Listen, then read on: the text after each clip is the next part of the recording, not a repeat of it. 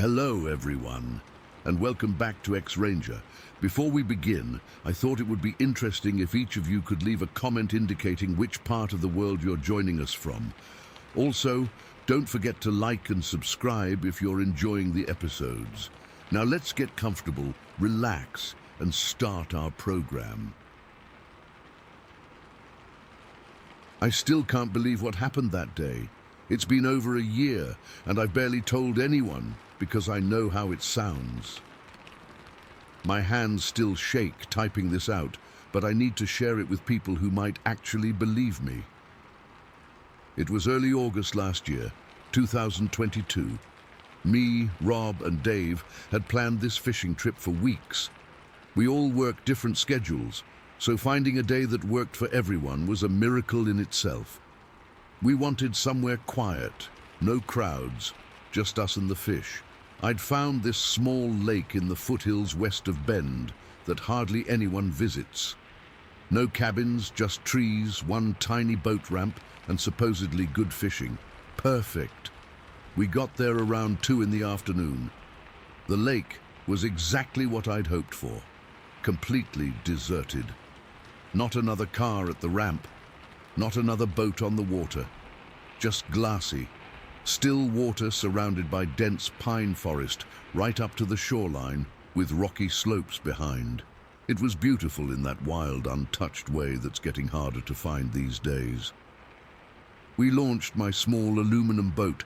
Nothing fancy, just a 14-footer with an outboard that's seen better days. The weather was perfect, warm but not hot, with that golden late summer light that makes everything look like a postcard. We brought beer, sandwiches, and enough tackle to open a small shop. Just 3 friends escaping reality for a day.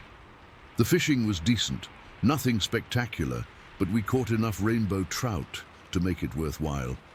By around 7, the sun was getting low, casting those long shadows across the water. We'd anchored in this shallow cove on the north shore, maybe 30 yards from the tree line. I remember thinking how peaceful it was, that specific kind of quiet you only get in places far from civilization, where the loudest sound is your buddy opening a beer. That's when we heard it.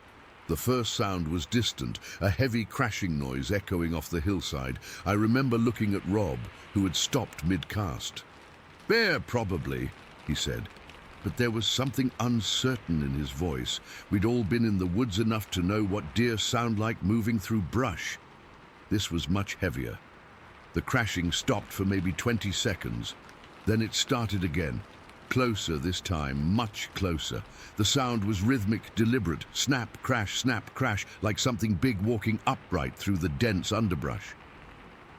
Dave whispered, "That's not a bear."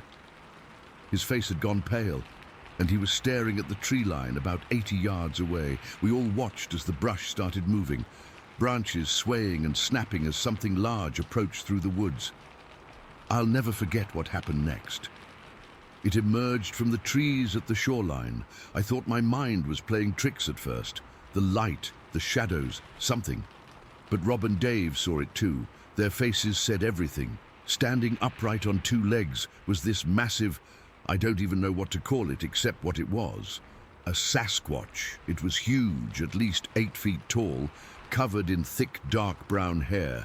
Not fur like a bear, but hair, longer in some places, especially around the shoulders. And those shoulders, they were enormous, maybe twice as wide as a large man's.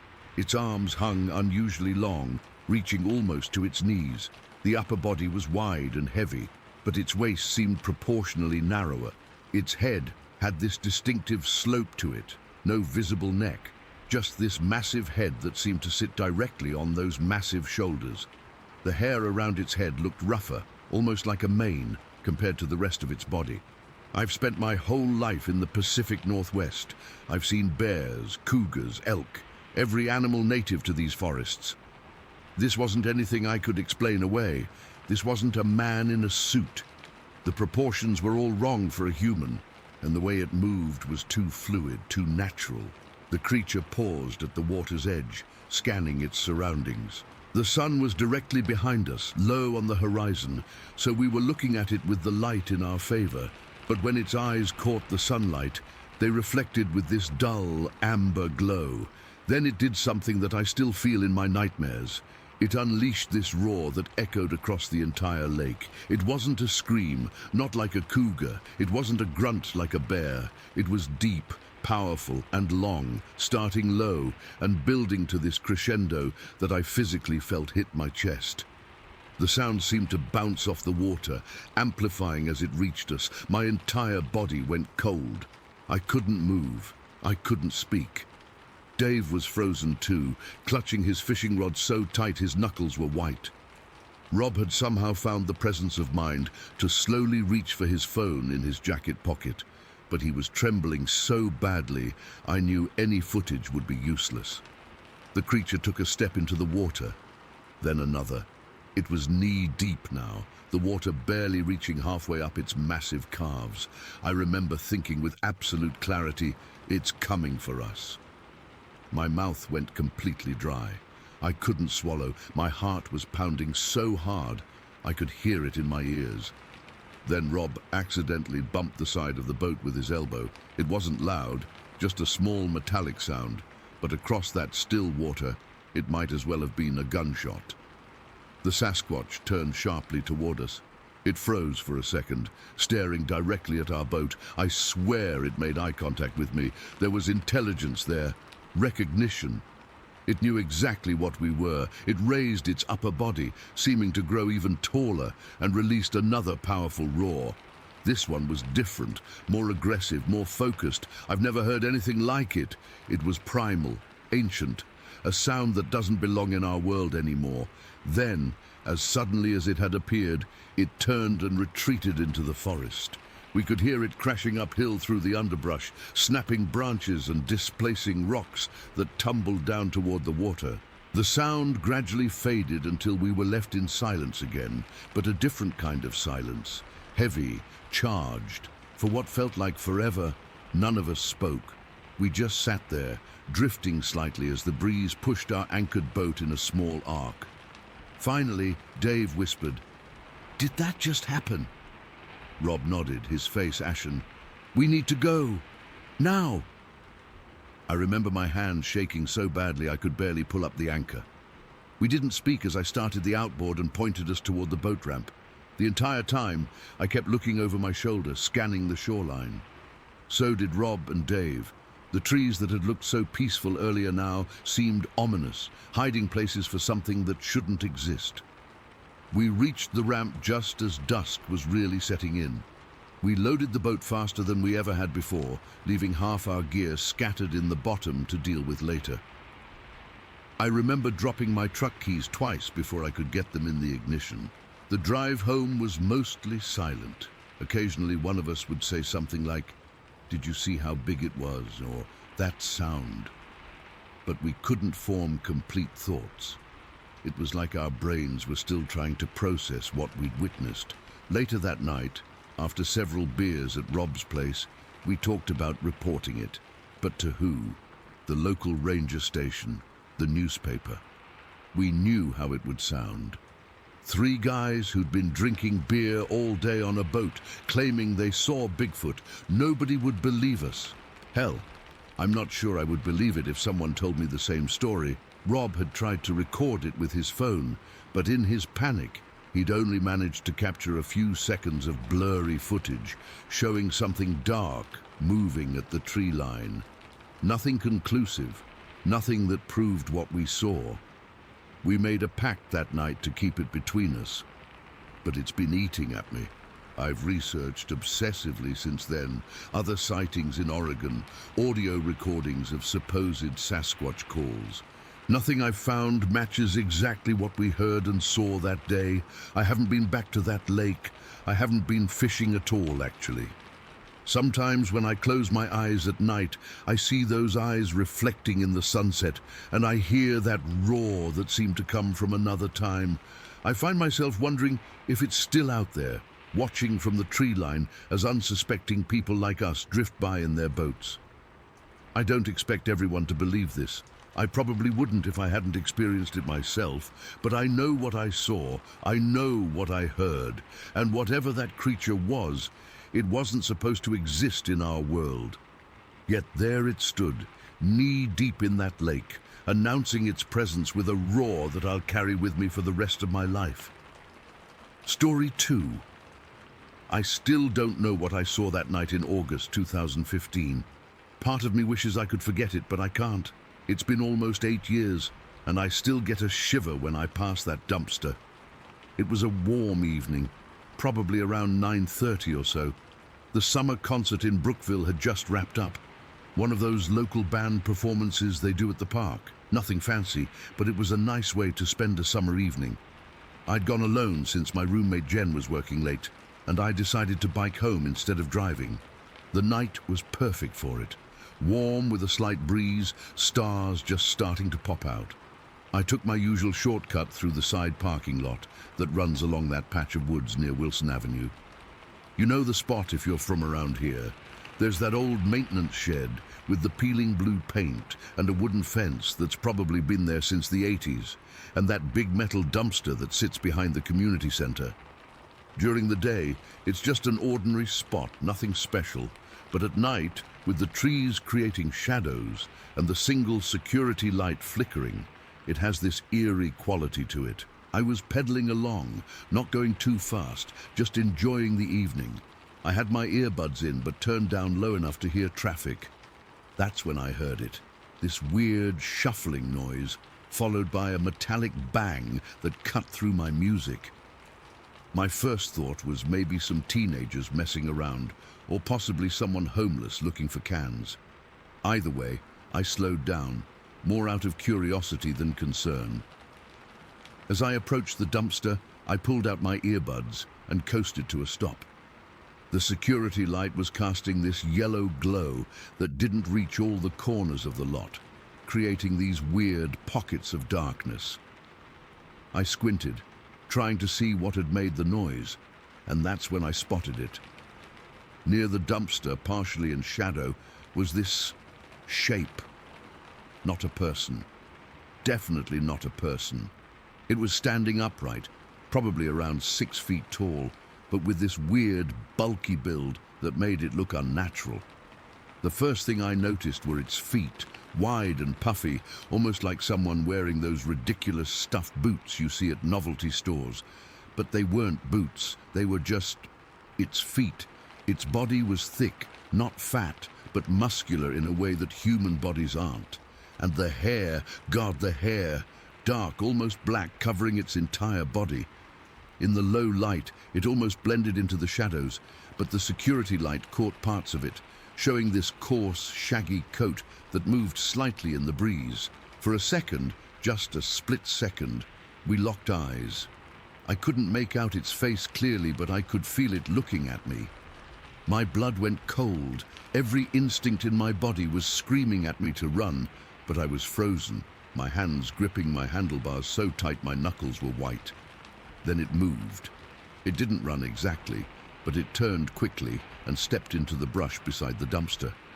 Its movements were fluid, but strange, like it was trying to be casual but was actually in a hurry.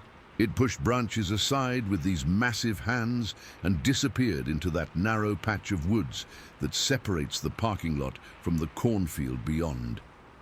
I didn't wait around. The moment it disappeared, the spell broke, and I pedaled away so fast, I'm surprised I didn't break my bike chain. My heart was pounding in my ears, and I kept looking over my shoulder, terrified it was following me. It wasn't until I reached the main road, with its streetlights and occasional cars, that I started to breathe normally again. When I got home, I burst through the door, startling Jen, who was in the kitchen making tea. She took one look at my face and knew something was wrong. I was sweating, out of breath, and probably white as a sheet. I tried to explain what I'd seen, but even as the words came out of my mouth, I could hear how crazy they sounded. It was walking on 2 legs, I told her, pacing around our small living room.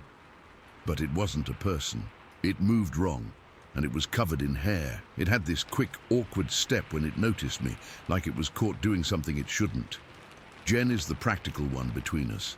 She's always been the one to find logical explanations for things, while I tend to jump to conclusions. But to her credit, she didn't dismiss me outright. She sat me down, made me drink some water, and listened as I described everything in detail. The wide feet, the muscular build, the dark hair, the way it moved. "You really saw something," she said finally. Not a question, but a statement. "But let's think about this rationally. It was dark, you were alone, and that area is full of shadows. Could it have been a bear?" I shook my head. Bears don't walk upright like that, and it wasn't a person in a costume. The movements were too natural, if that makes sense. It moved like that's how it always moves. We stayed up until after midnight discussing possibilities. A large man with a beard, a teenager playing a prank, an escaped zoo animal. None of the explanations fit what I'd seen.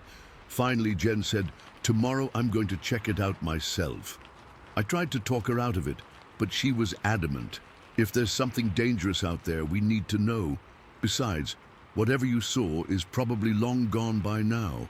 The next evening, after work, Jen grabbed her bike and a flashlight. I begged her to at least let me come with her, but she insisted I was too shaken up. "I'll be careful," she promised. "I'll just take a quick look around and come straight back." Those were the longest 2 hours of my life. I kept checking my phone, ready to call the police at the first sign of trouble. When I finally heard her key in the lock, I nearly collapsed with relief. Jen came in looking thoughtful, but not scared. "I heard something," she said, setting her flashlight on the coffee table. "Similar to what you described, heavy, shifting noises near the dumpster." My heart started racing again. "Did you see it?" She shook her head. I approached really quietly on my bike, no lights except for the security lamp. The noises were coming from the dumpster itself, so I waited and watched. "From a safe distance, I hope," I interrupted. "Of course, I'm not stupid." She rolled her eyes. After about 20 minutes, I got brave enough to creep closer.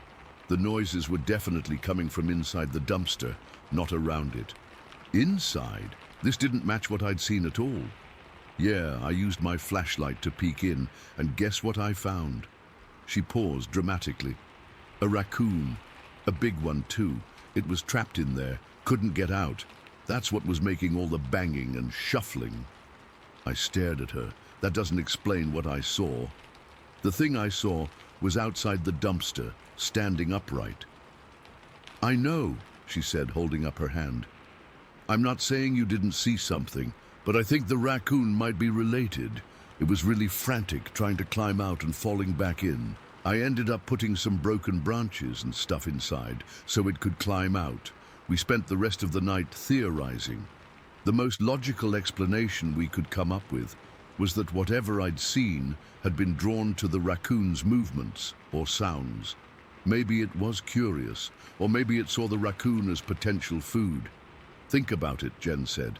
"If there is some kind of, I don't know, unidentified creature out there, it would probably be attracted to easy food sources like dumpsters, just like bears or coyotes."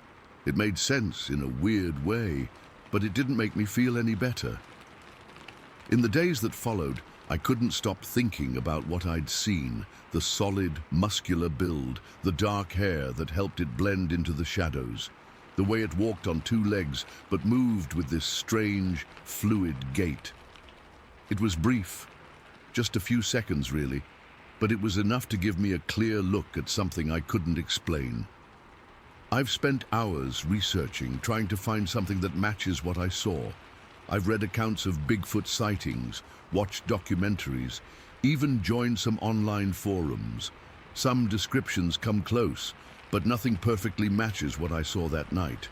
Jen and I still disagree about it. She thinks it was probably just a large man, maybe homeless, who was looking through the dumpster and got startled when I came by. I can't convince her that what I saw wasn't human.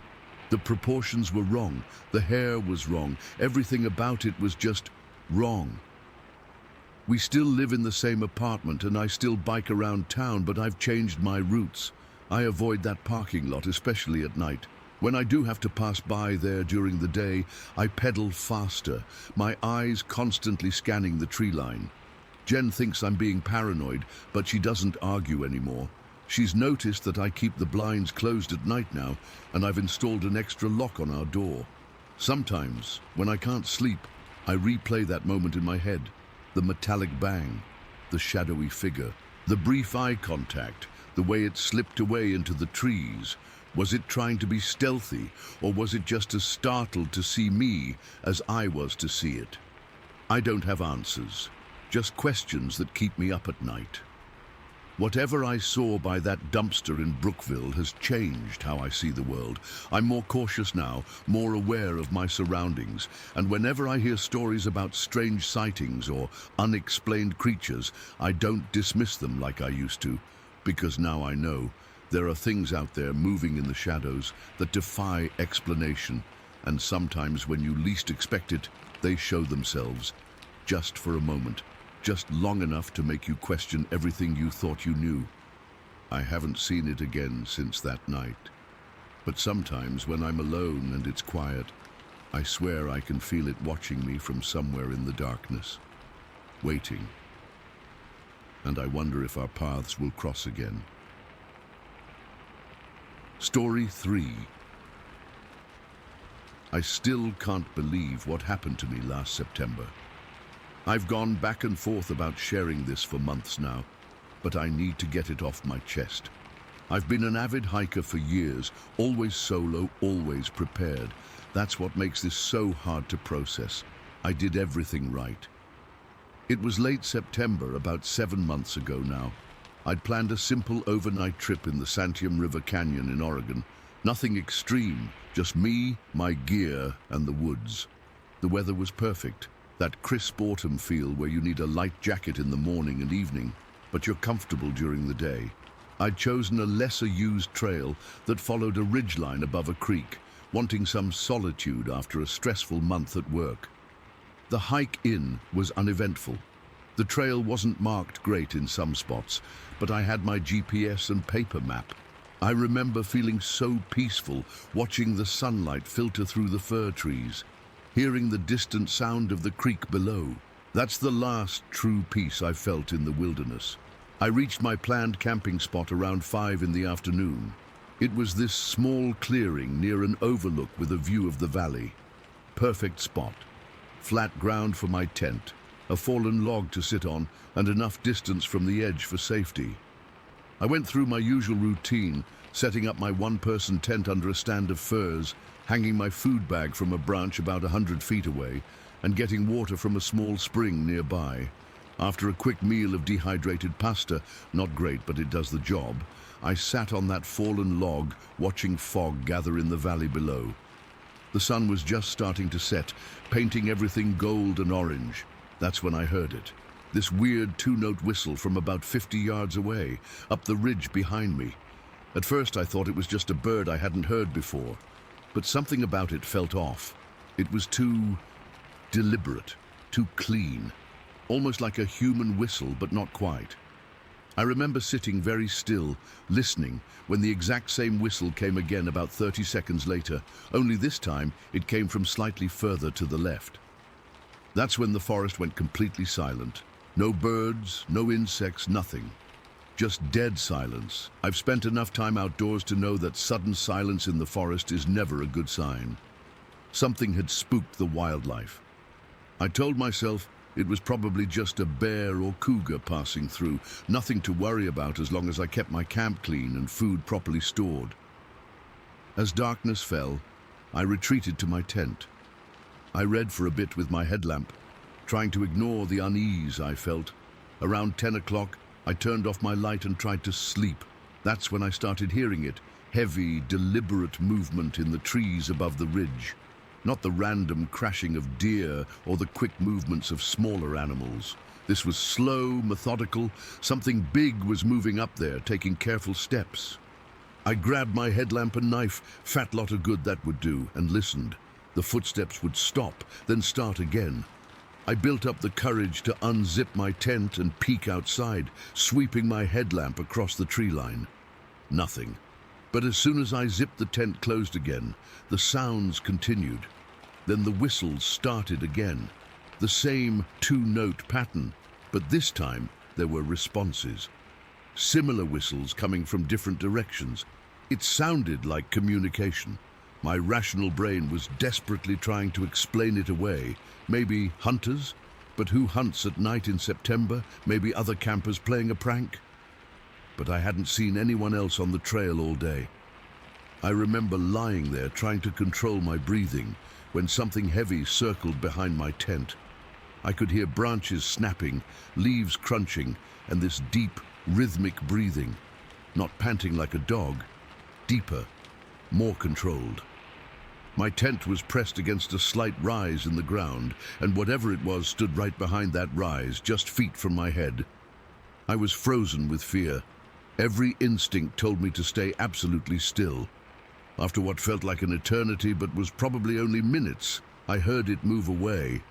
I waited until I couldn't hear it anymore, then slowly unzipped my tent again and looked out. That's when I saw it. About 30 yards away, a massive, dark shape was moving between the trees. At first, my brain couldn't process what I was seeing. It was huge, at least 8 feet tall, with broad shoulders and long arms. It was covered in what looked like thick, dark hair, and it was walking upright. Bipedal. Not like a bear occasionally standing up, but moving comfortably on 2 legs. It moved quickly across the small clearing and disappeared down the ridge. I sat there, trembling, unable to process what I'd just seen. I've been hiking and camping my whole life, and never believed in Bigfoot or Sasquatch or whatever you want to call it. I'd always laughed at those stories. But what I saw wasn't a bear, wasn't a person in a suit, wasn't anything I could rationalize away. I spent the entire night wide awake, clutching my headlamp in one hand and knife in the other. The whistling continued periodically throughout the night, sometimes close, sometimes further away. Around 3 in the morning, something large walked directly in front of my tent. I could see its shadow through the thin fabric as my headlamp illuminated it. I held my breath, certain it could hear my heart pounding. By the time the sky began to lighten, the woods had fallen silent again. I waited until full daylight before literally throwing my gear into my backpack. I didn't even bother breaking down my tent properly, just yanked up the stakes, shoved it in its bag, and was ready to go in record time. As I headed back down the trail, every sense was on high alert. I noticed things I'd missed on the way in, large impressions in the leaf litter that were roughly foot-shaped, but much bigger than any human foot. Broken branches high up on the trees, way higher than a person could reach. The forest felt different somehow, like I was being watched from every direction. I was about a mile from the trailhead, at the final switchback, when I saw it again, standing partially hidden by a large Douglas fir, about 100 feet above the trail. In the daylight, I could see it more clearly. Massive body covered in dark brown hair, almost black. Its face was hard to make out, shadowed under a heavy brow, but its eyes, I could feel it watching me, studying me. We locked eyes for maybe 3 seconds before it stepped back and disappeared into the trees. I didn't stick around to see if it would come back. I practically ran the rest of the way to my car. Since that day, I haven't been able to hike alone. I used to find peace in solo trips, but now the thought of being out there by myself sends me into a panic. I've tried telling a few close friends, but I can see the disbelief in their eyes. I get it. I wouldn't have believed it either if I hadn't seen it with my own eyes. The thing that haunts me most isn't just what I saw, but the intelligence behind it. Those whistles weren't random animal noises. There was communication happening.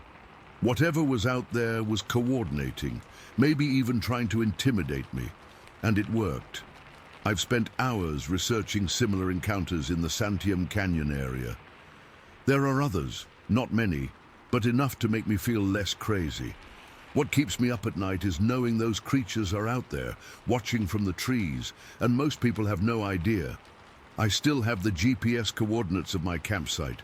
Part of me wants to go back with a group, with cameras, to try and find evidence, but a bigger part of me never wants to set foot in those woods again. Some things, once seen, can't be unseen. And the wilderness I once found so comforting now feels like something else entirely. A place where I'm not at the top of the food chain, where ancient eyes watch from the shadows, and where my understanding of what's real has been completely shattered. I don't know what I encountered that night in the Santiam River Canyon, but I know what I saw, and I know that I'm not the same person who hiked into those woods 7 months ago. Story 4. I can't believe I'm finally writing this down. It's been almost 50 years, but I still remember that Sunday afternoon like it was yesterday. Some nights, I still wake up from dreams about it, my heart racing, that image burned into my mind. My name is Elizabeth. My husband Michael and I used to camp a lot back in the 70s with our 2 boys, Tommy and James, and a few other families we were close with. We'd found this perfect little spot near Howard's Creek in Oregon that became our regular getaway. It was beautifully secluded, the kind of place where you really feel like you're the only people on Earth. The spot was at the end of this narrow dirt road that wound through the forest and ended in a circular turnaround where we'd all set up our tents. That particular weekend in the summer of '75 started out like any other. 4 families, kids running around, campfires, the whole thing. Michael and I were always the tallest in our group. I'm 6'3" and he's 6'4". So we were usually the ones putting up tarps or reaching for high branches when collecting firewood. The other families always joked that we should have been basketball players instead of high school teachers. By Sunday afternoon, the other families had already packed up and headed back to their lives. We decided to stay a bit longer. Michael had Monday off, and the boys weren't due back at school until Tuesday. The campsite felt different once everyone left. Quieter, more exposed somehow. It was around 4 in the afternoon when I suggested we take a walk around the circular road. The boys were getting restless, and I thought a walk might burn off some of their energy before the drive home. The weather was perfect, not too hot, with just enough of a breeze to keep the mosquitoes away. We were about halfway around the loop, the boys running ahead of us when it happened. Tommy had stopped to pick up a pine cone, and James was telling Michael about some lizard he'd spotted earlier. I remember feeling so content in that moment, watching my family, breathing in that clean forest air. Then the air changed. It's hard to explain, but it felt heavier somehow. The birds went quiet. You know how sometimes you can just feel when something's off? That's what it was like. The hair on my arm stood up before I even saw anything. That's when it stepped out. It came from the dense brush on the right side of the road, maybe 30 feet ahead of us. I froze mid-step. Michael grabbed Tommy's shoulder. James was still looking at the ground, oblivious. This thing was enormous. I'm not exaggerating when I say it towered over us. And remember, Michael and I aren't short people. It had to be at least 8 feet tall, maybe more. It was covered in dark brown fur, not black like some people describe in these stories, but a deep, rich brown, almost like wet earth. It moved like nothing I've ever seen. It walked upright, completely upright, with its arms bent at the elbows and swinging, not like a bear rearing up, but like a person walking, except no person looks like that. Its shoulders were impossibly broad, its build massive. If I had to guess, I'd say it weighed somewhere between 500 and 800 pounds. Built like a heavyweight wrestler, but taller and hairier and wilder. The strangest part was how quickly it happened. It stepped out, turned its head toward us. I swear it looked right at me, and then crossed the road in 2 or 3 strides before disappearing into the undergrowth on the left side. The whole thing couldn't have taken more than 5 seconds, but time felt stretched out, like in those moments before a car crash. I couldn't see its face clearly. It was partly shadowed by the trees, and honestly, I think my brain couldn't process everything at once. But I remember its movement, deliberate, powerful, not clumsy at all. Once it disappeared, there was this moment of absolute stillness. Then James turned around, his face scrunched up in confusion, and said, "What was that?" Michael's voice cracked when he answered, "I don't know, buddy." His hand was still gripping Tommy's shoulder so hard that Tommy winced. "Let's go back to camp," I said, trying to keep my voice steady for the boys. "Right now." We didn't run. Something told me not to run. Instead, we walked quickly, Michael and I positioning ourselves on either side of the boys. I kept looking over my shoulder, half expecting to see it following us, but the path behind us remained empty.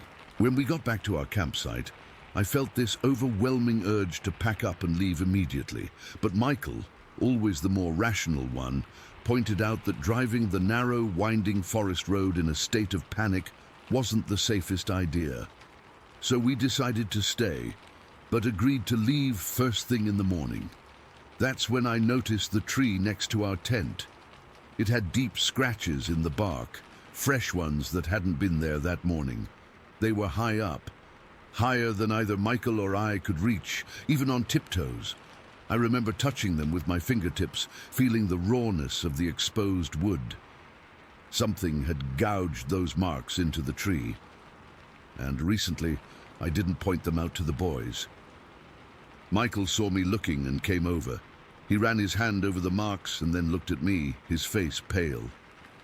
"Probably just a bear," he said, but his voice lacked conviction. That night was the longest of my life.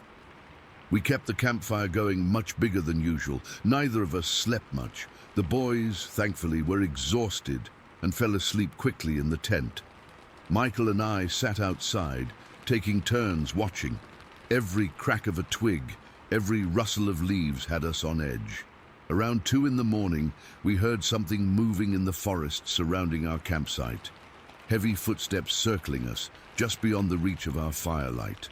I clutched Michael's hand so hard my knuckles turned white. The footsteps continued for maybe 10 minutes, then stopped. We didn't hear them again for the rest of the night, but I still couldn't sleep. When dawn finally broke, we packed up faster than we ever had before. The boys sensed our urgency but didn't complain. As we were loading the last of our gear into the station wagon, I noticed something at the edge of our campsite that turned my blood cold. A set of footprints in the soft dirt near the tree with the scratches. They were huge, easily twice the size of Michael's boots, and deeply pressed into the ground, suggesting whatever made them was incredibly heavy. The drive home was quiet. We tried to act normal for the boys' sake, but I caught Michael checking the rearview mirror more often than usual. It wasn't until a week later that we finally talked about it with anyone else. We were at a neighborhood barbecue, and I found myself standing next to Linda, one of the women who'd been camping with us the previous weekend. After a couple of beers, I cautiously brought up what we'd seen. "After you all left, we saw something strange in the woods," I began, keeping my voice low. "This is going to sound crazy, but it looked like a giant, man-like creature covered in fur." I expected her to laugh, but she didn't. Instead, she looked at me with an intensity that surprised me. "How big?" she asked. "Taller than Michael, maybe 8 feet, walking on 2 legs." She nodded slowly. "Could it have been a bear?" "That's what I've been telling myself," I admitted. "But Linda, no bear moves like that. It walked exactly like a person. And those arms."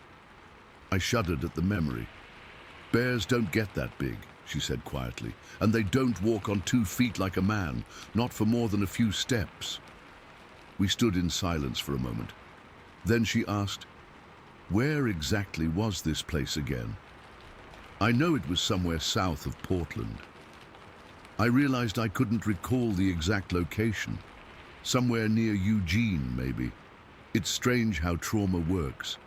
Some details remain crystal clear while others fade away. All I knew for certain was that I never wanted to go back to Howard's Creek. My background is in zoology. I studied it at university before becoming a teacher. I've always prided myself on understanding animal behavior, on having a rational explanation for things. But what we saw that day defies explanation. It wasn't a bear. It wasn't a man in a costume. It was something else entirely. I still think about it often, that massive figure stepping onto the road looking at us, then disappearing into the forest. Sometimes I wonder if it was a surprise to see us as we were to see it. Was it just passing through? Was that its territory? Had it been watching us the whole weekend? I've read stories over the years about similar encounters. Some people call it Bigfoot or Sasquatch. I don't know what to call it. All I know is what I saw. A creature that shouldn't exist according to science, but that I saw with my own eyes on a sunny Sunday afternoon in the mid-70s.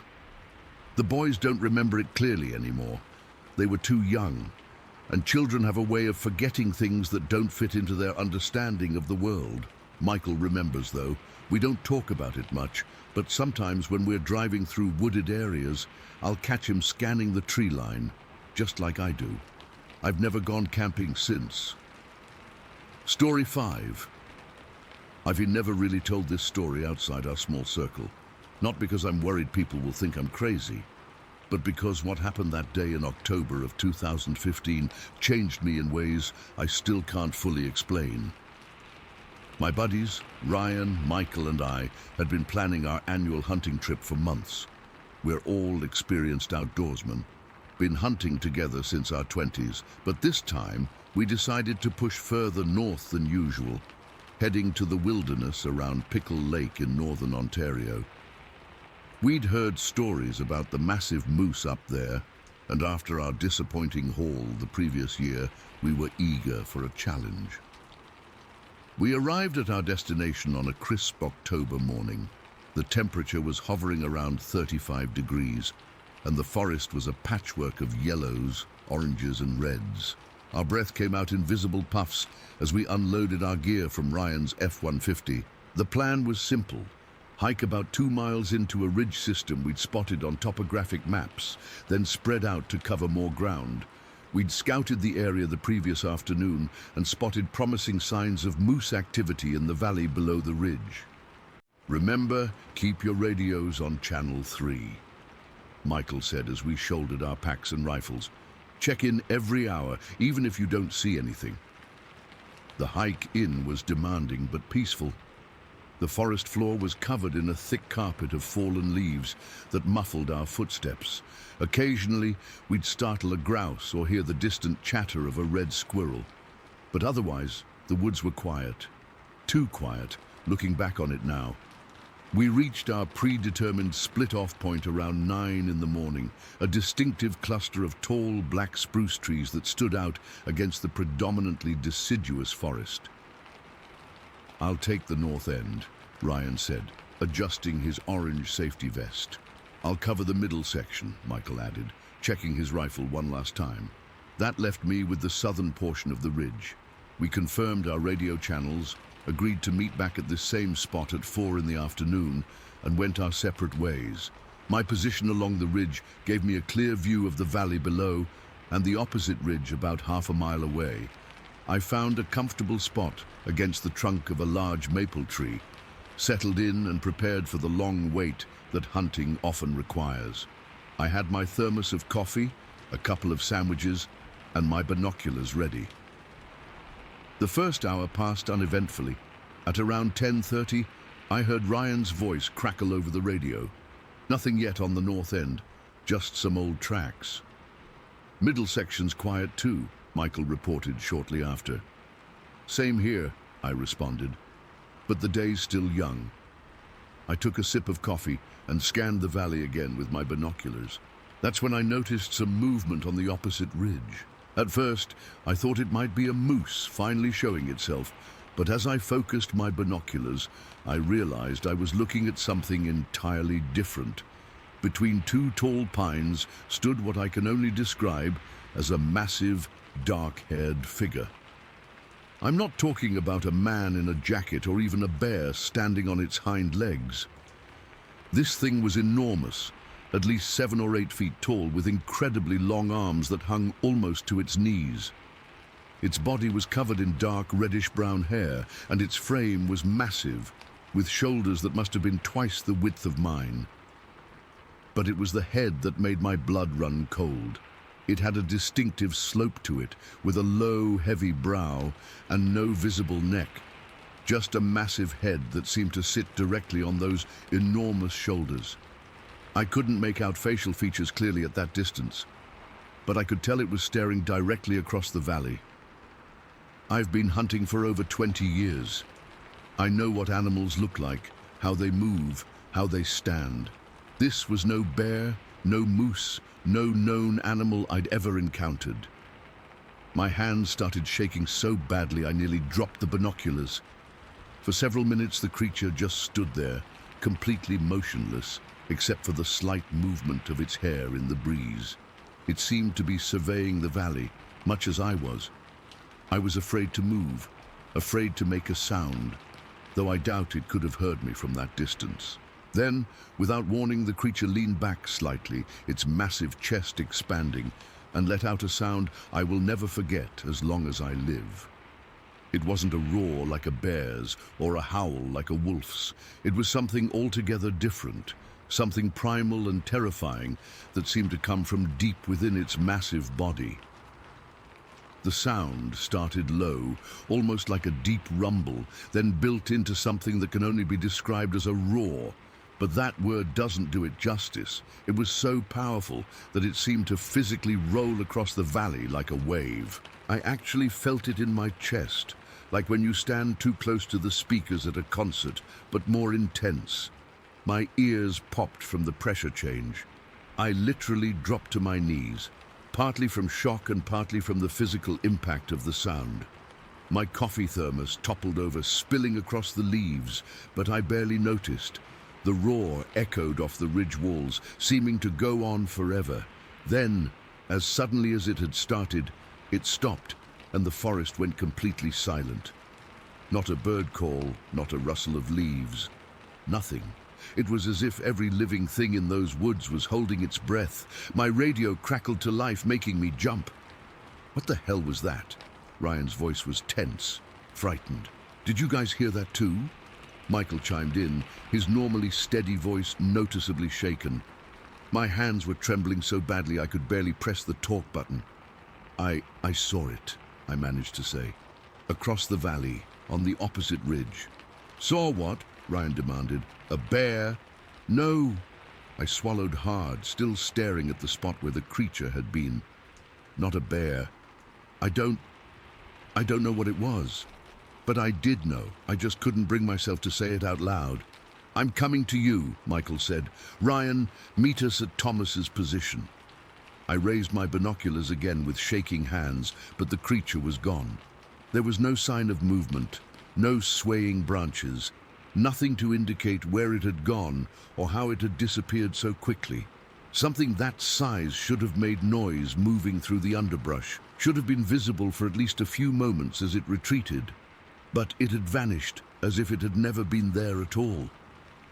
When Ryan and Michael reached me about 20 minutes later, I was still sitting against the maple tree, my rifle across my lap, staring at the opposite ridge. They both looked pale, unsettled. What did you see, Thomas? Michael asked quietly, crouching beside me. I described the creature as best I could, its height, the long arms, the sloped head, the dark hair. With each detail, I watched their expressions change from concern to something approaching fear. That sound ... Ryan said, shaking his head. I've never heard anything like it. It wasn't natural. It felt like it went right through me, Michael added, like it was inside my head. We sat in silence for a while, each lost in our own thoughts. The forest around us had slowly come back to life, a few tentative bird calls, the rustling of small animals in the underbrush. But it felt different somehow, as if the entire ecosystem had been fundamentally altered by that earth-shaking roar. Should we try to find it? Ryan finally asked, though I could tell from his tone that he wasn't eager to pursue whatever had made that sound. No, I said firmly. No, I think we should head back to camp. Neither of them argued. We stayed together as we hiked back, our earlier enthusiasm for the hunt completely gone. We kept our rifles ready and our eyes constantly scanning the trees around us. Every snapping twig, every rustle of leaves made us freeze in our tracks. The 2-mile hike back to the truck seemed to take hours. That night at camp, sitting around the fire with a bottle of whiskey being passed around more frequently than usual, we finally said the word none of us had been willing to speak earlier. "Sasquatch," Michael said quietly, staring into the flames. "That's what you saw, isn't it?" I nodded slowly. I can't think of anything else it could have been. "I always thought those stories were bullshit," Ryan admitted, taking another long swig from the bottle. "Something made up by drunk hunters or attention seekers." "Not anymore," I said.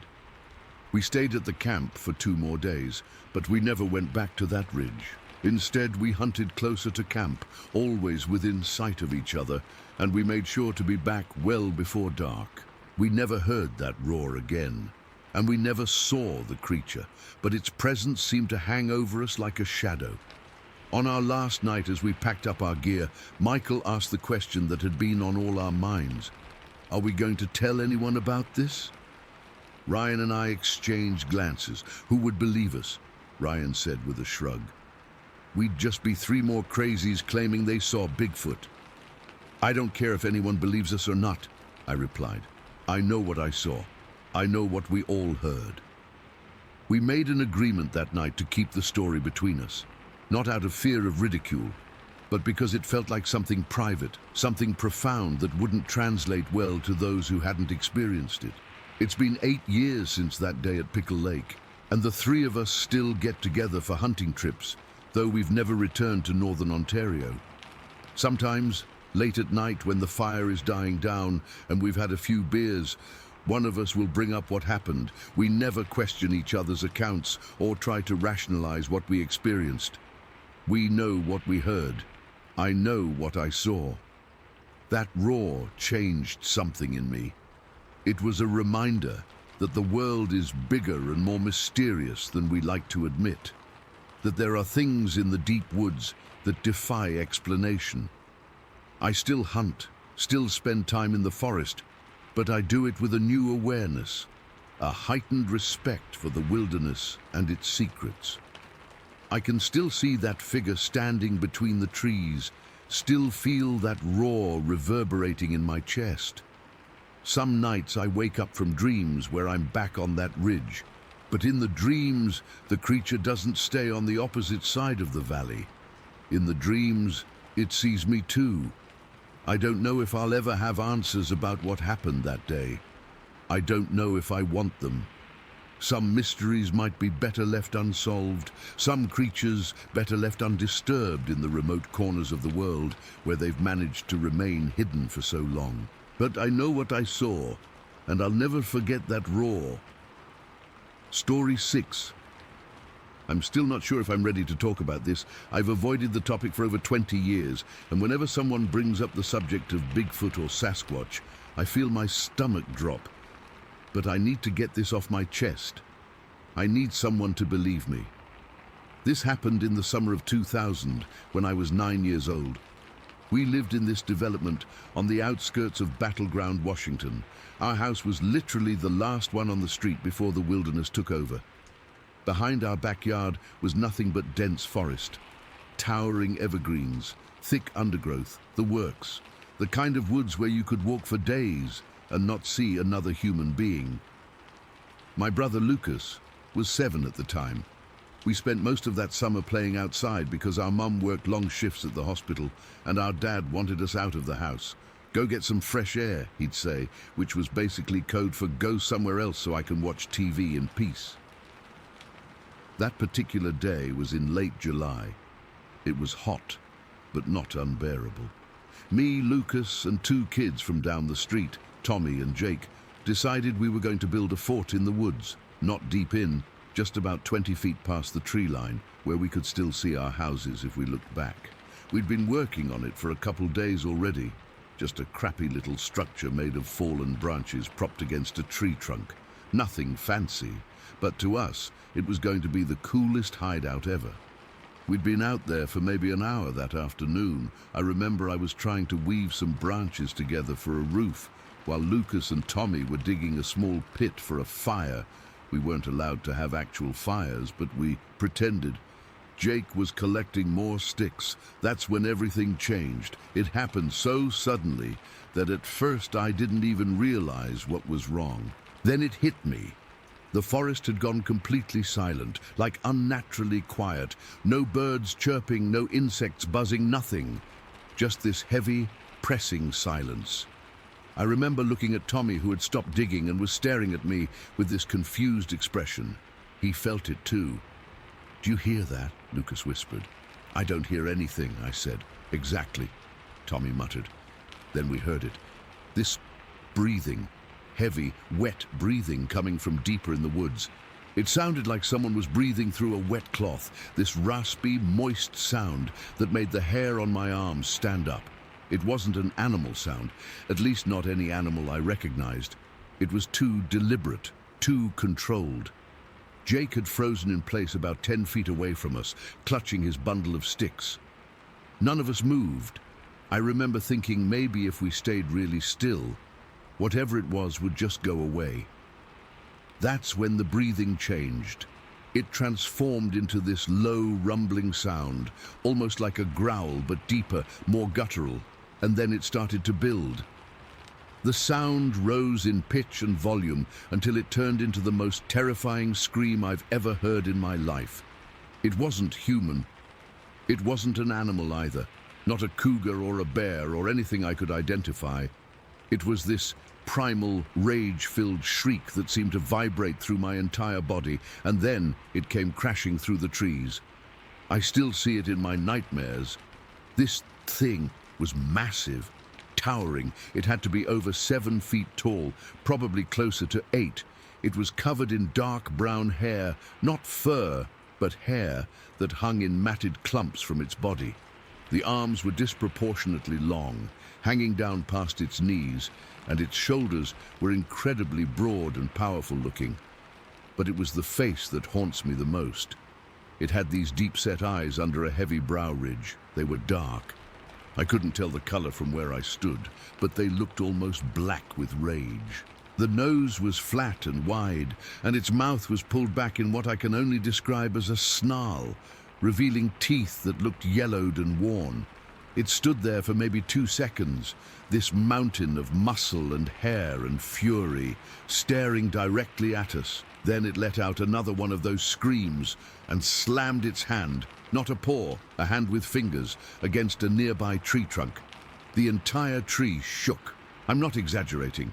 This thing hit a full-grown Douglas fir and made it shake like it was a sapling in the wind. I don't remember deciding to run. My body just moved. I grabbed Lucas's arm and pulled him as I bolted toward our backyard. Tommy and Jake were already running. I could hear Lucas sobbing as we ran, and I was crying too, though I didn't realize it until later. The thing screamed again behind us, and there was crashing in the underbrush that told me it was moving. I didn't look back. I couldn't. I was certain that if I turned around, it would be right there, reaching for us with those long arms. We burst out of the tree line and kept running until we reached Tommy's backyard, where his dad was grilling. I remember him looking startled as 4 hysterical kids came tearing across his lawn, all of us talking at once, crying and pointing back toward the woods. "Whoa, whoa, slow down," he kept saying. "What happened? Did you see a bear?" "Not a bear," Jake was saying over and over. "Not a bear, not a bear." Tommy's dad got his neighbor, Jake's dad, and they walked back to the edge of the woods with a couple of baseball bats. They were gone maybe 15 minutes before coming back and telling us they didn't see anything. "Probably just a black bear," Tommy's dad said. "They usually run away when they see people." "It wasn't a bear," I insisted. "It was standing up. It had a face like a person, but not a person." They exchanged that look adults give each other when they think kids are making stuff up. Jake's dad ruffled his son's hair and said, "Your imagination got the better of you, buddy. There's nothing in those woods except maybe a scared bear that's long gone now." My dad wasn't any better when I told him later. He just nodded absently while staring at the TV and said, "That's nice, son." The next day, against all common sense, we went back. Not deep into the woods. None of us would ever go that far again, but just to the edge where we could see our fort. We had to know if it had been real or if we'd somehow all imagined the same thing. The fort was demolished, not just knocked over, but absolutely destroyed. The branches we'd carefully arranged were scattered in a 20-foot radius. The pit Lucas and Tommy had dug was filled in, and there, in a patch of soft dirt near where the thing had stood, were 2 partial footprints. They were huge, easily twice the size of my dad's boots. You could make out the shape of toes in one of them. Not claws, toes.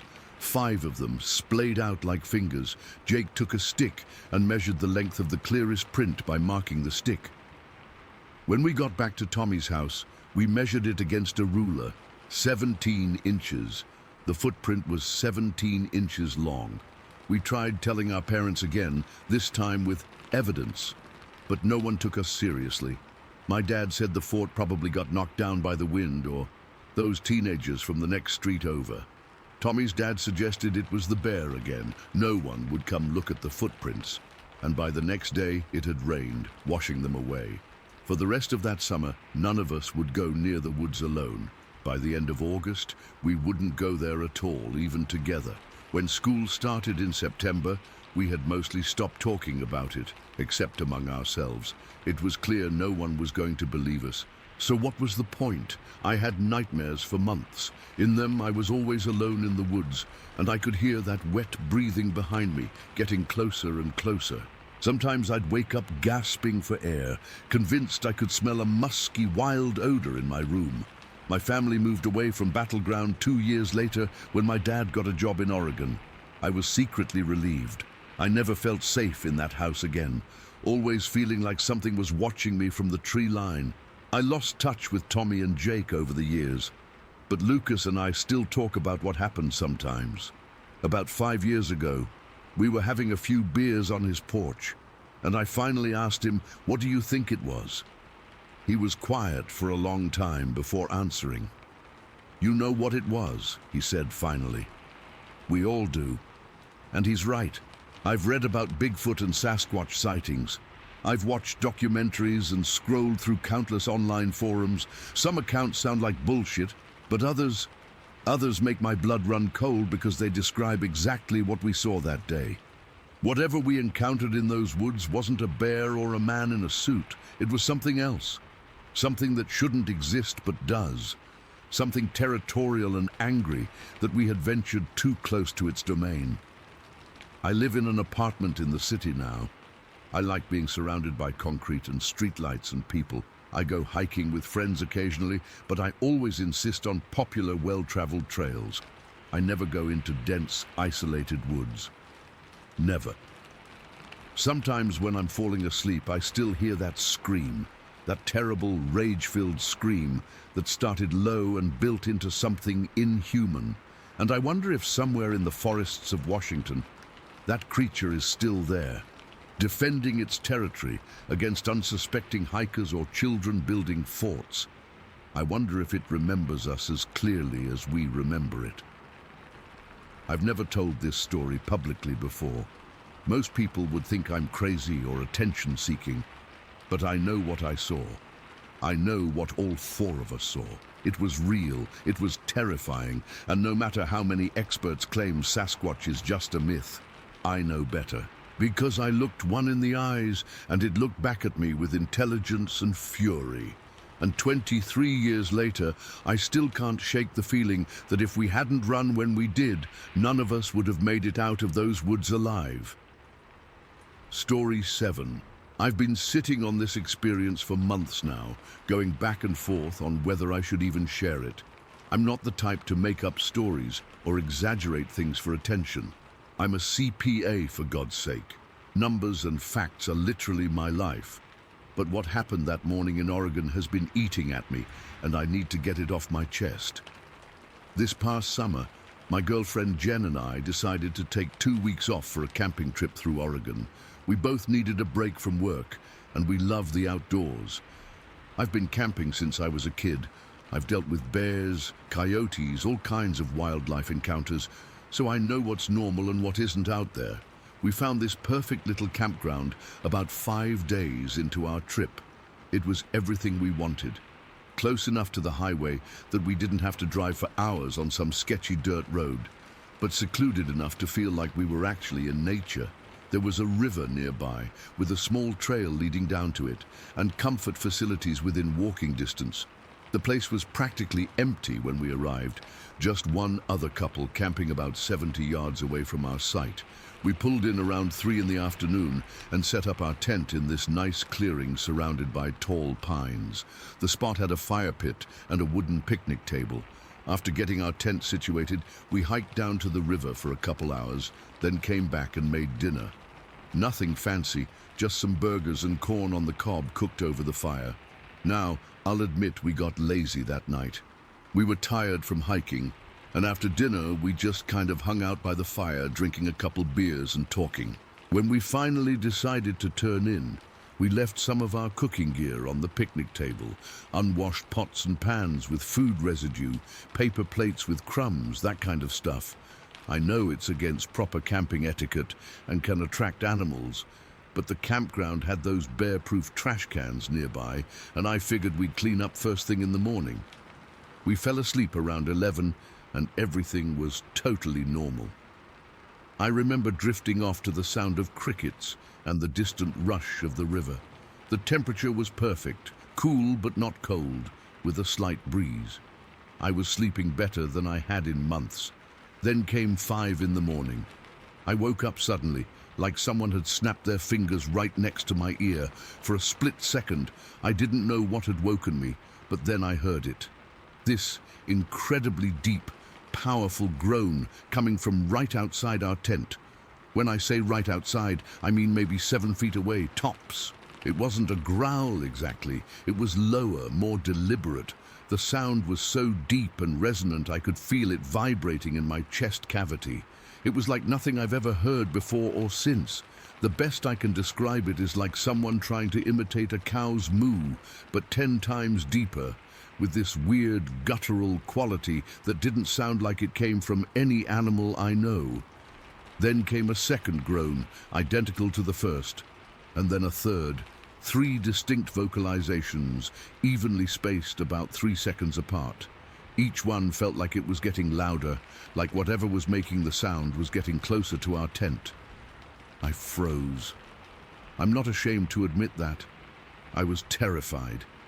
My first thought was bear, but immediately that didn't make sense. Bears don't make sounds like that. Even the biggest grizzly doesn't produce that kind of deep, almost human-like vocalization. I felt Jen grab my arm under our sleeping bag.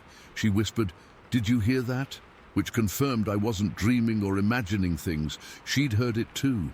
We both just lay there, perfectly still, barely breathing. I was straining to hear any other sounds, footsteps, sniffing, rustling, anything that might tell me what was out there. But there was nothing. Complete silence. That's what really started to freak me out. Whatever had made those sounds was now just standing there, silent, watching our tent. The silence stretched on for what felt like forever, but was probably only 3 or 4 minutes. I started to wonder if maybe whatever it was had left, but I would have heard footsteps, right? The ground around our tent was covered in dry pine needles and twigs. Anything moving away would make noise. Jen whispered, "Should we look?" I shook my head. My instinct was to stay put, to not draw attention to ourselves. I figured if it was a bear or some other predator, it might lose interest if we didn't move or make noise. We stayed like that, frozen in fear, for at least 20 minutes. Eventually, I started to feel ridiculous. We couldn't just lie there all morning. I slowly sat up, trying not to make the sleeping bag rustle too much, and reached for my flashlight. Jen squeezed my arm tighter, silently begging me not to do anything stupid. I whispered that I was just going to shine the light through the tent fabric to see if I could make out a shadow of whatever was out there. I clicked on the flashlight, aiming it at the tent wall facing where the sounds had come from. Nothing, no silhouette, no shadow. If something was still out there, it was either very small or had moved to a different position. We waited another 10 minutes or so. The sky was starting to lighten. Not quite dawn yet, but getting there. I finally whispered to Jen that I was going to unzip the tent and look outside. "Are you crazy?" she hissed. "What if it's still out there?" If it was going to attack us, it would have done it by now, I reasoned, though I wasn't nearly as confident as I tried to sound. I slowly unzipped the tent, just enough to peek out. The campsite was dimly visible in the pre-dawn light. I could see the picnic table, our cooler, the fire pit with its cold ashes. Everything looked normal. Nothing was disturbed. That's when I realized how weird that was. If it had been a bear attracted by our leftover food, the campsite should have been a mess, pots knocked over, trash scattered, cooler possibly damaged. But everything was exactly as we'd left it. The plates with food residue, the unwashed pans, our water bottles, all untouched. I opened the tent wider and carefully stepped out, scanning the perimeter of our campsite. Nothing moved, no sound except the distant river and early morning birds starting to wake up. "See anything?" Jen whispered from inside the tent. "No, nothing's disturbed. It's strange." She joined me outside, and we both stood there in the growing light, bewildered. We checked the ground for tracks but couldn't find anything definitive. The pine needle-covered soil didn't show clear impressions, just some vague disturbances that could have been anything. We ended up making coffee early and sitting at the picnic table, speaking in hushed tones about what we'd heard. Jen suggested it might have been an elk, but I've heard elk before and this wasn't it. She then suggested maybe it was the people from the other campsite playing a prank, but that made even less sense. Why would strangers trek over to our site at 5 in the morning to make weird noises and then disappear without a trace? As the day brightened and nothing else happened, we tried to shake it off. We cleaned up our mess from the night before, went for a hike, tried to enjoy our vacation, but I couldn't stop thinking about those sounds, and I kept catching myself looking over my shoulder on the trail, scanning the tree line. The thing that keeps coming back to me is the height of the sound source. When you're in a tent, you can generally tell if a sound is coming from low to the ground or higher up. What we heard didn't sound like it was coming from the height of a bear on all fours. It sounded like it was coming from something tall, something standing upright outside our tent. The other detail that won't leave me is how deliberate those 3 groans were, evenly spaced, identical in tone and duration. It felt intentional, like communication, not random animal noises. That night, we made absolutely sure to clean everything up. We even moved all our cooking gear and food to the car. Neither of us said it out loud, but we were both hoping whatever had visited us wouldn't come back. It didn't. The rest of our stay was uneventful. We left 2 days later as planned. On the drive home, Jen and I finally had the conversation. We'd been dancing around it, but we both knew what we were thinking. I've read about Sasquatch encounters before, not because I believed in them, but because I found the folklore interesting. What we experienced lined up with so many reports, the powerful vocalizations, the fact that nothing was disturbed despite the food being available, the silent approach and departure. I'm not saying it was Bigfoot. I'm a rational person, and I know how ridiculous that sounds. But I've spent months trying to come up with a logical explanation, and I keep coming up empty. No bear, elk, moose, or known predator behaves the way whatever visited us did. No animal makes those specific sounds, approaches a campsite, but doesn't touch available food, and leaves without making any noise.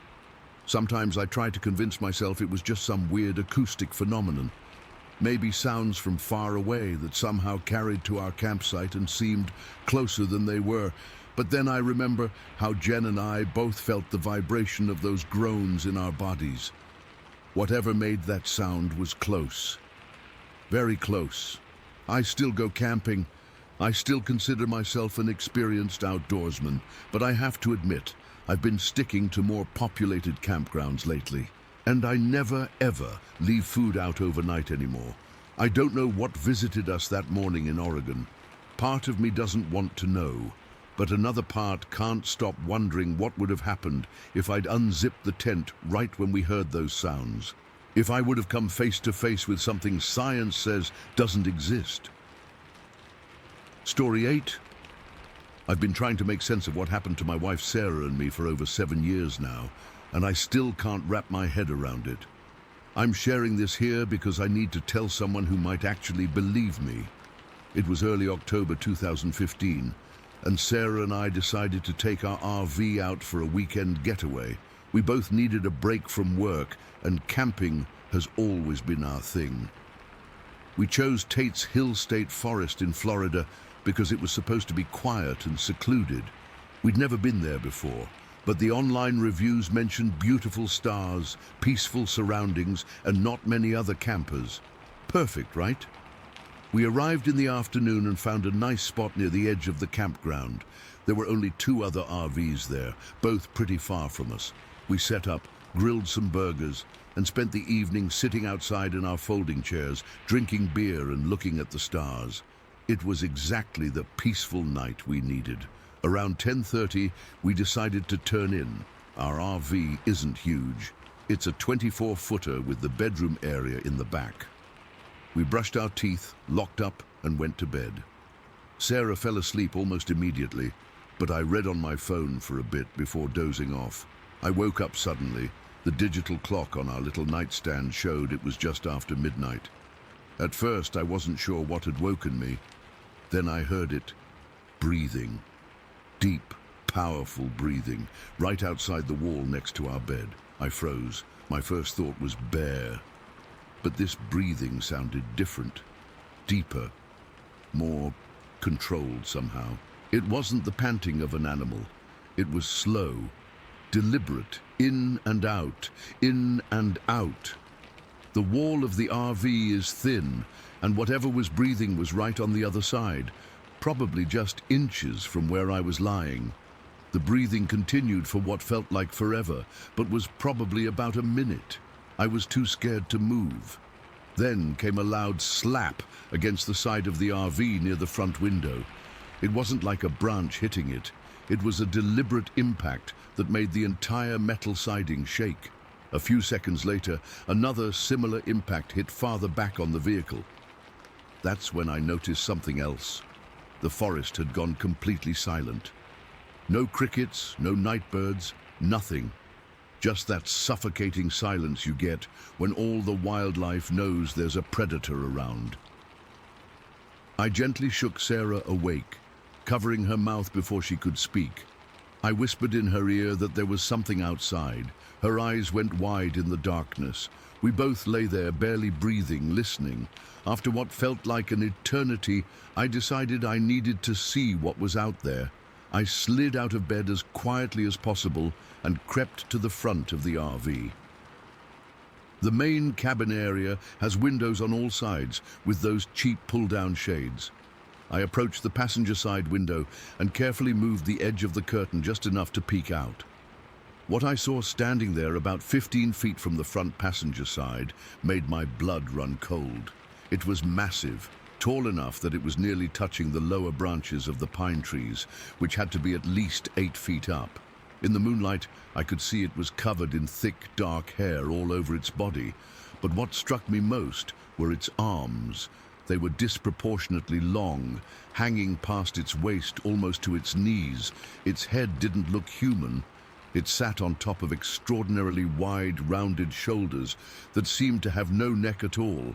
I've been a hunter all my life. I know what bears look like, even standing. This wasn't a bear. It wasn't anything I'd ever seen before. As I watched, frozen in place, the creature took a step toward our RV.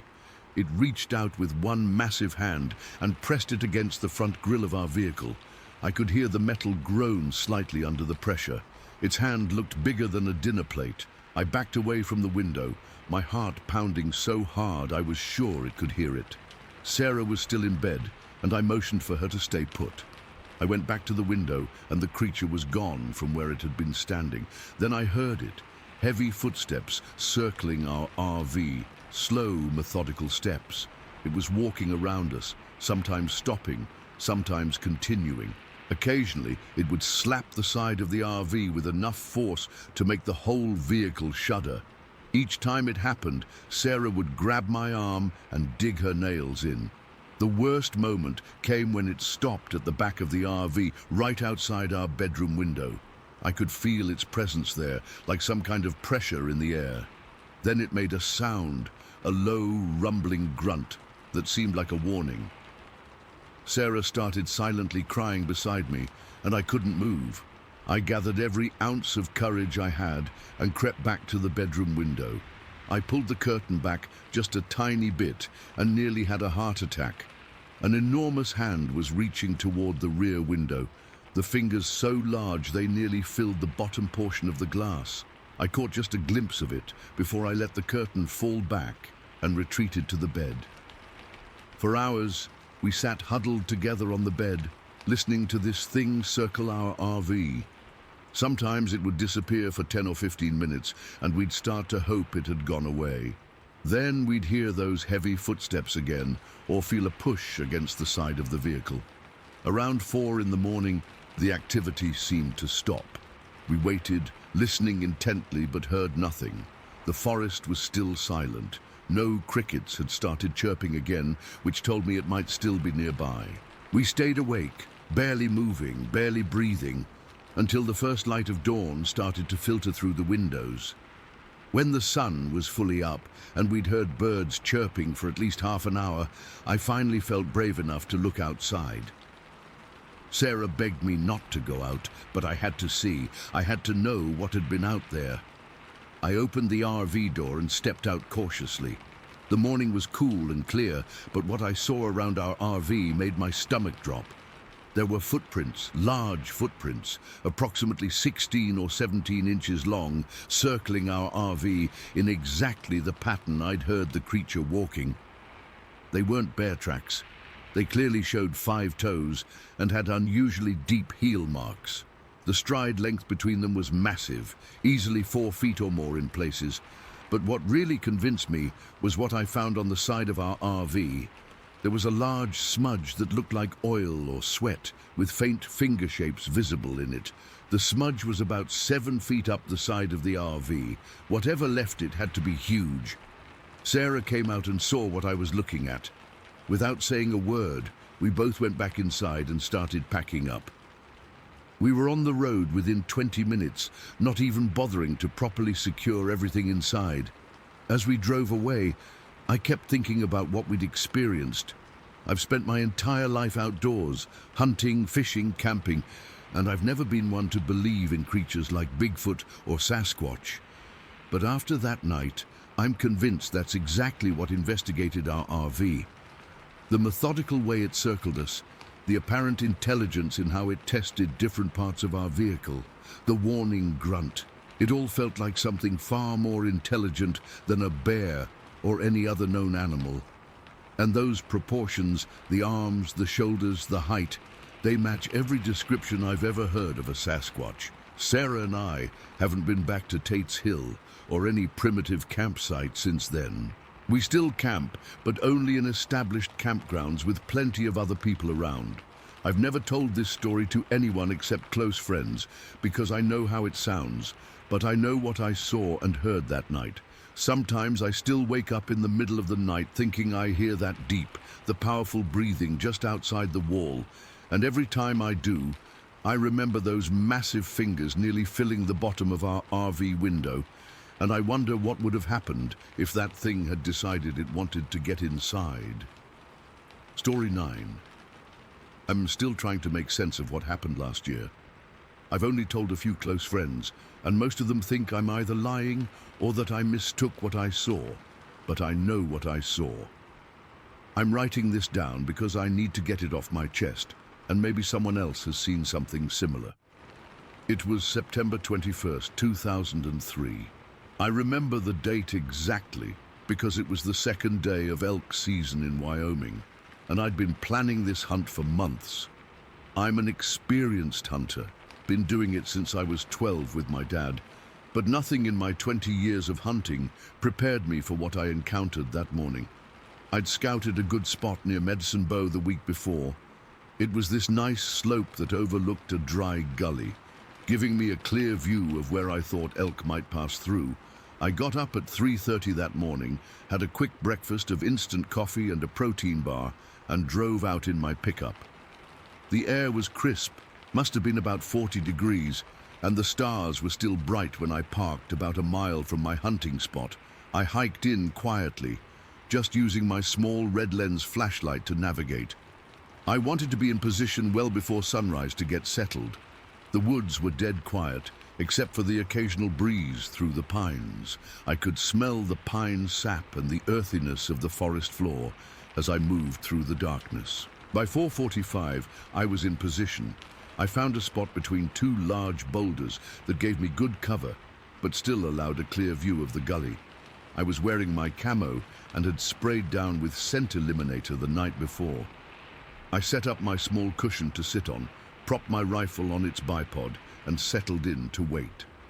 The sky slowly started lightening around 5:15, that deep blue before the sun actually comes up. Birds began their morning calls, and I could feel the day starting to warm up. This is always my favorite part of hunting, that quiet anticipation, being completely present in nature. At around 5:45, I noticed something moving along the tree line on the far side of the gully, maybe 150 yards away. My first thought was bear. It was large and dark, and we definitely have black bears in the area. I slowly raised my binoculars, careful not to make any sudden movements. What I saw through those lenses made my blood run cold. It wasn't a bear, it was walking upright on two legs with a stride that was human-like, but not human at all. The thing was massive. I'd estimate at least 7.5 feet tall, maybe taller. It was covered in thick, dark brown hair that looked matted in some places. The arms were wrong, too long, hanging down almost to its knees. My first coherent thought was, someone's playing a prank.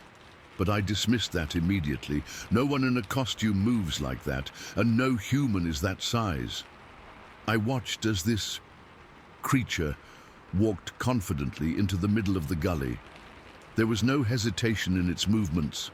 It wasn't skulking or trying to stay hidden. It moved like it owned the place, like it had nothing to fear. That's what struck me, the absolute confidence in its movements. The thing approached this massive fallen log that I'd noticed earlier. This log was huge, at least 3 feet thick and maybe 15 feet long. The kind of deadfall that becomes a permanent feature of the landscape because it's too big to move. I'd actually noted it as a potential reference point for tracking game. What happened next is something I still see in my dreams. The creature bent down, wrapped its arms around one end of this enormous log and lifted it. Not just shifted it, lifted it clear off the ground on one end and moved it aside like it was nothing more than a branch. I've seen professional strongmen struggle with logs half that size. The strength it would take to move something that heavy. It's not human. After moving the log, the thing crouched down and began, I guess the only word is investigating. It lowered its face to the ground where the log had been and started taking these deep, audible breaths.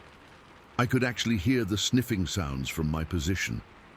It was methodical, turning its head slightly between sniffs, like it was following something, a scent trail maybe. I was completely frozen, not from fear, though I was terrified, but from the certainty that any movement would draw its attention. My hunting instincts took over. Stay still, don't make a sound, don't even breathe too hard. My heart was pounding so loudly I was sure it would hear it. The creature started dragging its fingers through the soil. They were long fingers, with what looked like dirty nails or claws.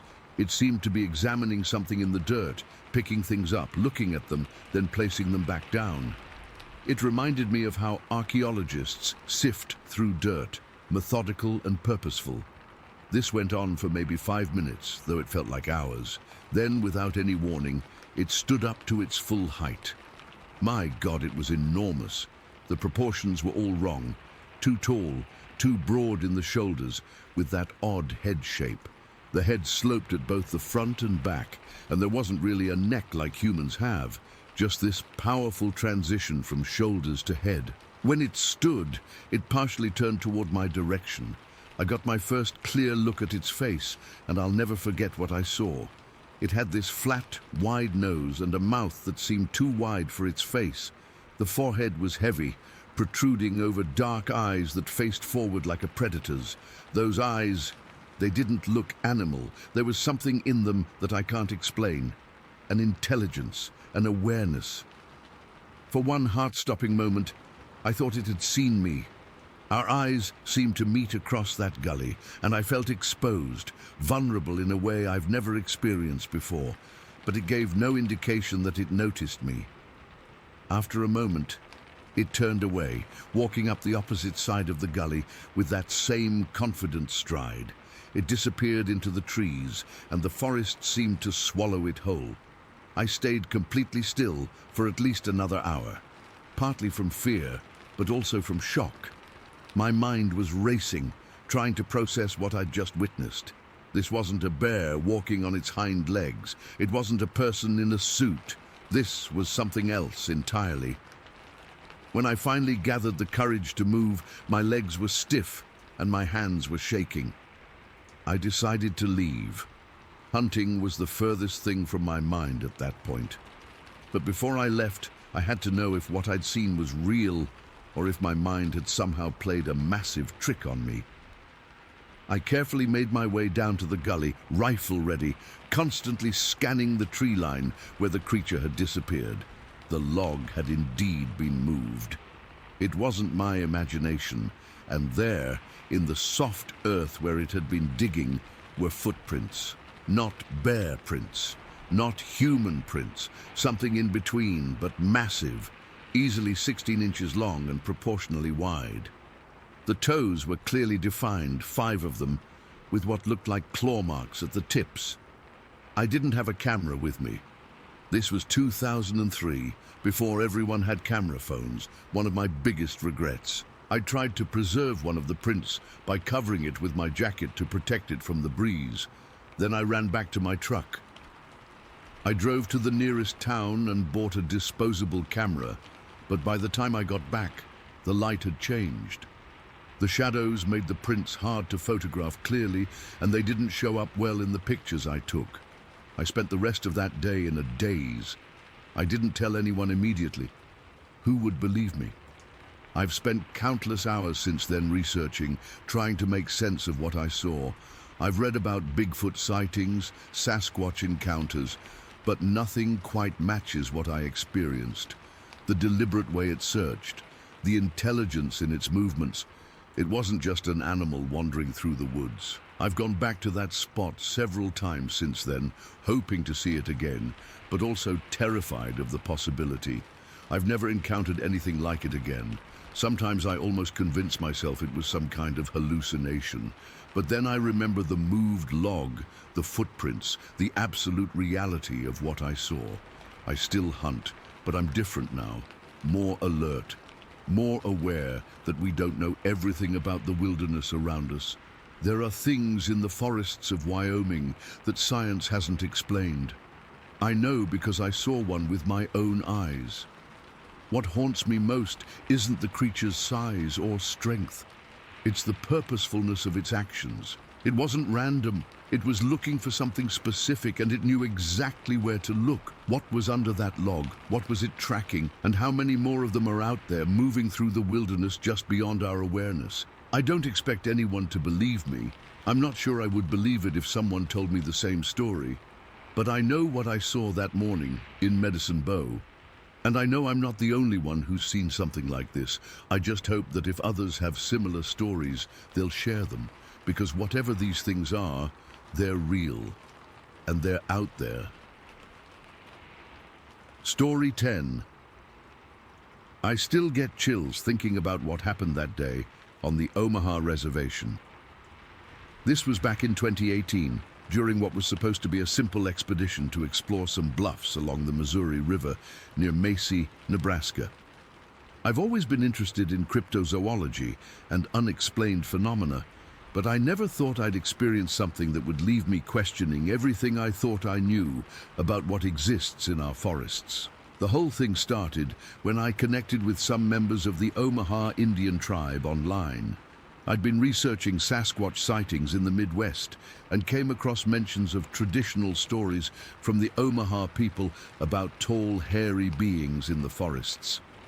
After several months of correspondence, they invited me to join a small expedition they were organizing to investigate a specific area within their reservation where sightings had been reported for generations.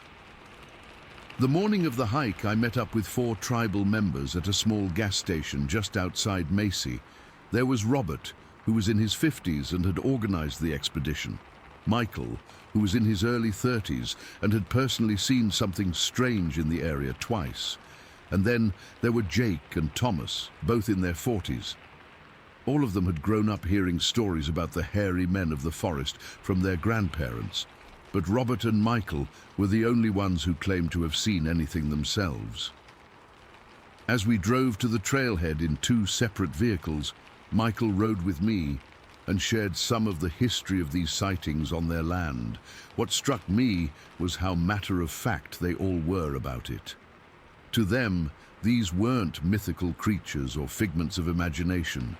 They were simply another species that lived in the more remote areas and generally avoided human contact. My grandfather taught me that they're just people of a different kind, Michael explained as we turned onto a dirt road. They're intelligent, they know how to stay hidden, and they've been here a lot longer than we have. The trailhead was nothing special, just a small clearing where the dirt road ended near the edge of a heavily wooded area. The day was pleasantly warm for early autumn, with patchy clouds moving across the sky and a light breeze rustling the leaves overhead. We gathered our backpacks, checked our water supplies, and Robert went over the plan. "We'll follow the main trail for about 2 miles until we reach a fork," he said, pointing at a hand-drawn map he'd brought. "That's where people have reported seeing unusual stick structures, the X formations." I'd read about these X structures online.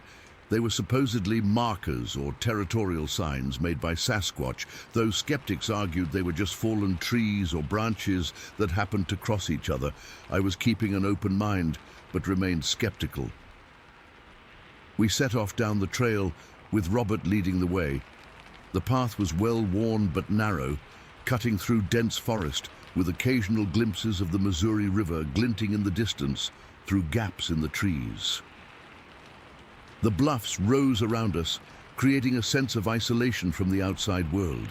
It was beautiful but remote, exactly the kind of place where you could imagine something living undetected.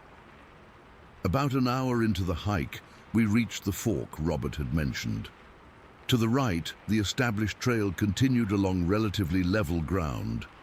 To the left, a much fainter path veered uphill toward thicker woods. "This is where we split up," Robert announced. "Jake, Thomas, and I will check out that ridge up there where the structures were reported. James and Michael, if you're comfortable, you can continue along the main trail. We'll meet back here in 2 hours." I was actually relieved. The main trail looked much easier to navigate, and I was starting to feel the strain of hiking on terrain I wasn't used to. Michael seemed fine with this plan too, so we agreed and watched as the other 3 headed up the steeper path. Michael and I continued along the main trail for another 30 minutes or so, mostly in comfortable silence.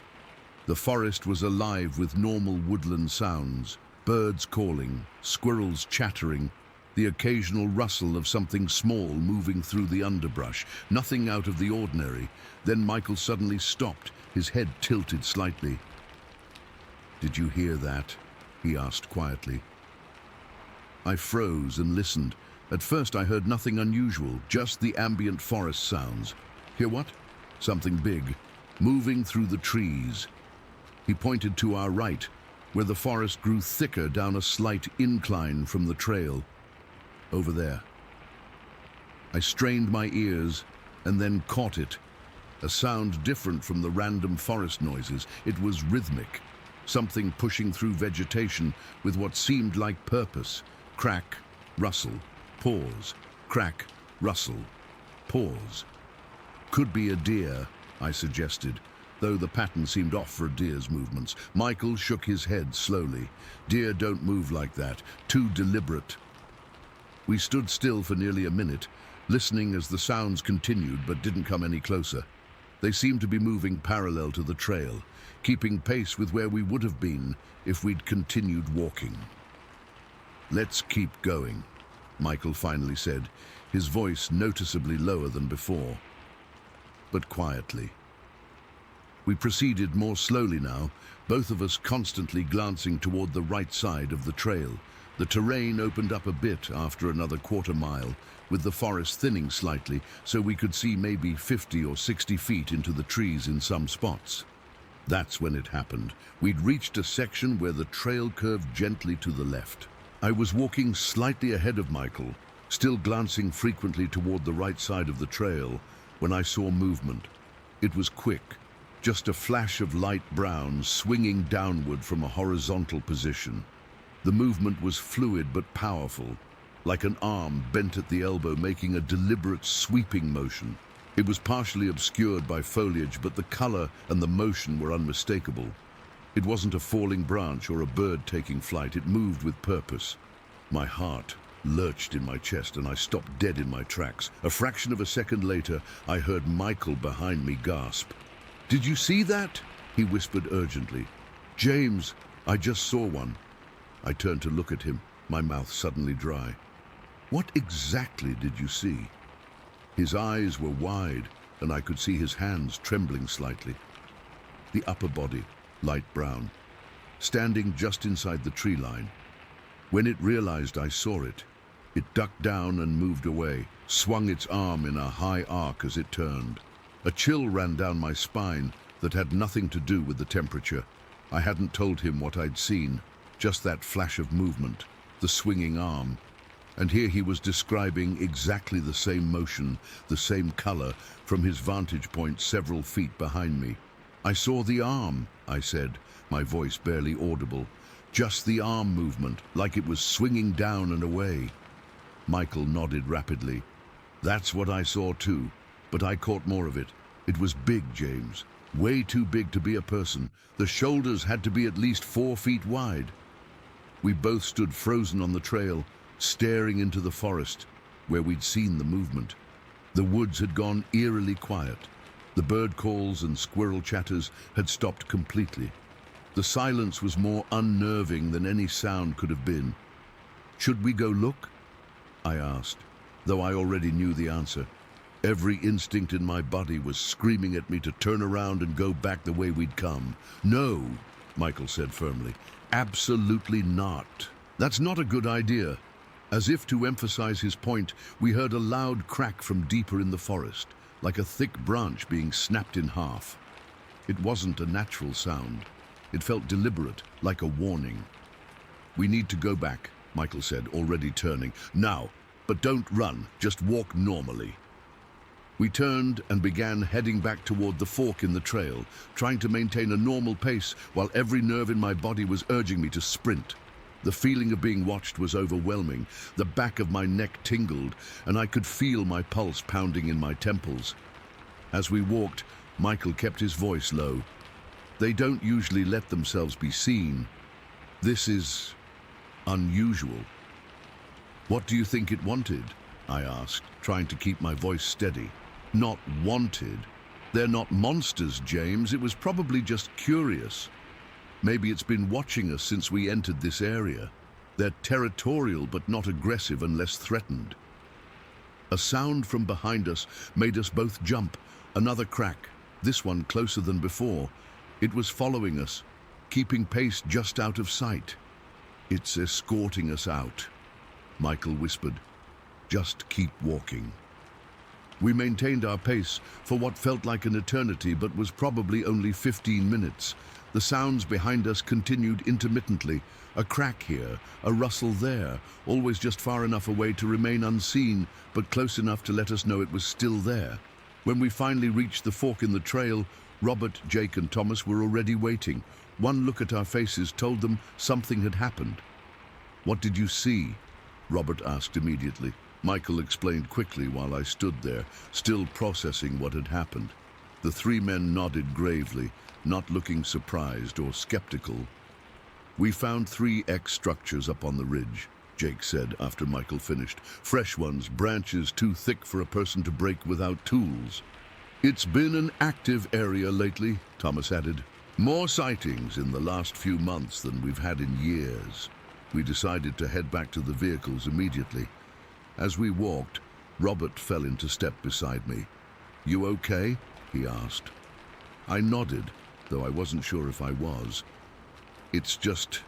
I only saw a glimpse, the arm, but Michael saw more from just a few feet behind me, and he described exactly what I saw without me telling him first. That's what really got to me. Robert nodded. "That's how you know it was real. When 2 people see the same thing from different angles without comparing notes first." The hike back was tense but uneventful. No more sounds followed us, no more glimpses of movement in the trees, but I couldn't shake the feeling we were being observed all the way back to the trailhead. That night, staying in a small motel in Macy, I couldn't sleep. I kept replaying that moment in my mind, the fluid but powerful swing of that arm, the precise match with Michael's description. There was no possibility of misidentification or confusion. We had both seen the same thing, the same movement, the same color, at the exact same moment, from slightly different angles. I've spent countless hours since then researching similar encounters, looking at the scientific arguments, both for and against the existence of Sasquatch. I've become more open-minded about what might exist in the remote corners of our world. But nothing has impacted me like that moment on the trail, that brief glimpse and the bone-deep certainty that came with knowing someone else had independently witnessed the exact same thing. I haven't been back to that specific area since. Though I've stayed in touch with Robert and Michael, they tell me activity has increased in the region. More sightings, more structures, more unexplained sounds in the night. I still don't know exactly what I saw that day, but I know I saw something. Something real, something watching us from the trees. And sometimes, when I'm hiking in forests now, even ones hundreds of miles from Nebraska, I can't shake the feeling that I'm being watched again by eyes that don't want to be seen. Story 11. I'm the oldest of us 3 kids, and I've always tried to be responsible. Mom and Dad taught me to look after my younger siblings and to be the voice of reason. I was 12 that summer, old enough to know there's no such thing as monsters. At least that's what I thought until August of 2018. We were camping at Deception Pass State Park on Whidbey Island. It was supposed to be our last big summer adventure before school started. Mom and Dad got us this awesome RV rental. Nothing fancy, but it was cool getting to sleep in bunks and have our own little space. My brother Jake was 10, and my little sister Emma was only 7. Emma had been excited about the trip for weeks, talking about seeing whales and collecting seashells. That afternoon, Mom was napping in the RV, and Dad was setting up the grill for dinner. He said we could explore the short trail loop behind our campsite, but we had to stick together and be back in 30 minutes. It wasn't our first time hiking. We'd grown up doing small trails around Washington State, and this one was marked as easy, just about half a mile through some woods. The trail started right behind our campground. It was a really nice day, warm, but not too hot, with the sun filtering through the trees. Emma was running ahead, picking up pine cones, and Jake was trying to spot squirrels. Normal kid stuff. I remember feeling so grown up being in charge of them. We were about halfway through the loop when everything changed. I didn't notice it right away, but Jake stopped walking and said, "Why'd all the birds stop?" That's when I realized how quiet it had gotten, like unnaturally quiet. No birds, no squirrels, nothing. Just this heavy silence pressing down on us. It felt wrong immediately, like that feeling when you know you're being watched. Maybe they're just resting, Emma said, but her voice sounded small and she moved closer to me. I was about to suggest we head back when we heard it. Cracking sounds and rustling coming from behind some fallen trees, about 30 feet off the trail. At first, I thought it might be a deer. We'd seen some earlier that day near the campground. "Look," Jake whispered, pointing. "That's when I saw it. I'll never forget this as long as I live. Behind those fallen trees, partially hidden by brush but clearly visible, was this thing, this massive thing standing upright watching us. It wasn't a bear. It wasn't a person. It was huge, way taller than Dad, who's 6 feet. It had dark hair covering its body, not like fur exactly, but long hair, especially around its shoulders. The face, God, the face is what still gives me nightmares. Dark eyes sunk deep under a heavy brow, and its mouth was slightly open like it was breathing through it. We all froze. Nobody moved or spoke. I remember grabbing Emma's hand so tight she whimpered, but I couldn't let go. The creature didn't move either. It just stood there staring at us. Its arms hung down by its sides, way too long for a human, almost to its knees. Its shoulders and chest were incredibly wide. I don't know how long we stood there, probably just seconds, but it felt like forever. My heart was pounding so hard I could feel it in my ears. Then Emma started crying quietly, and everything exploded. The thing let out this scream, not like anything I've ever heard before or since. It wasn't like an animal noise or a human noise. It was deep and powerful and seemed to vibrate through the ground into my feet. And then it moved. It stepped forward, pushing through the brush, and I saw its full height. It must have been at least 8 feet tall. "Run!" I screamed, pulling Emma. We took off down the trail, all 3 of us. I've never run so fast in my life. Emma was sobbing, and Jake was right beside me. Behind us, we could hear it coming, heavy footsteps crashing through the forest, branches snapping, and that awful roaring sound continuing. I remember thinking it was going to catch us.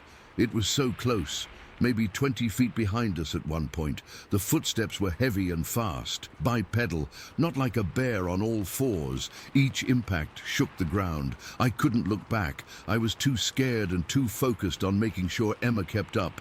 Jake kept saying, "It's coming, it's coming." His voice was high and terrified in a way I'd never heard before. The trail curved, and I could see our campsite through the trees. "Almost there," I yelled, though my throat felt raw from breathing so hard. We burst out of the woods and sprinted across the campground to our RV.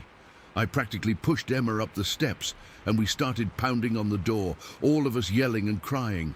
Dad opened it, looking confused, then alarmed. "What the hell, what happened?" he asked as we tumbled inside. We were all talking at once, hysterical. Mom woke up from her nap and came rushing over. I was shaking so bad I couldn't even hold a glass of water when she offered it. "Something chased us," Jake kept saying. "Something big." Dad grabbed his flashlight, and despite Mom telling him not to go out there, he walked to the edge of the forest, looking around. I watched from the RV window, terrified he'd be grabbed, but there was nothing. The woods were quiet again. After a few minutes, Dad came back in. "I didn't see anything moving out there," he said, but he looked unsettled by how upset we were. "What exactly did you see?"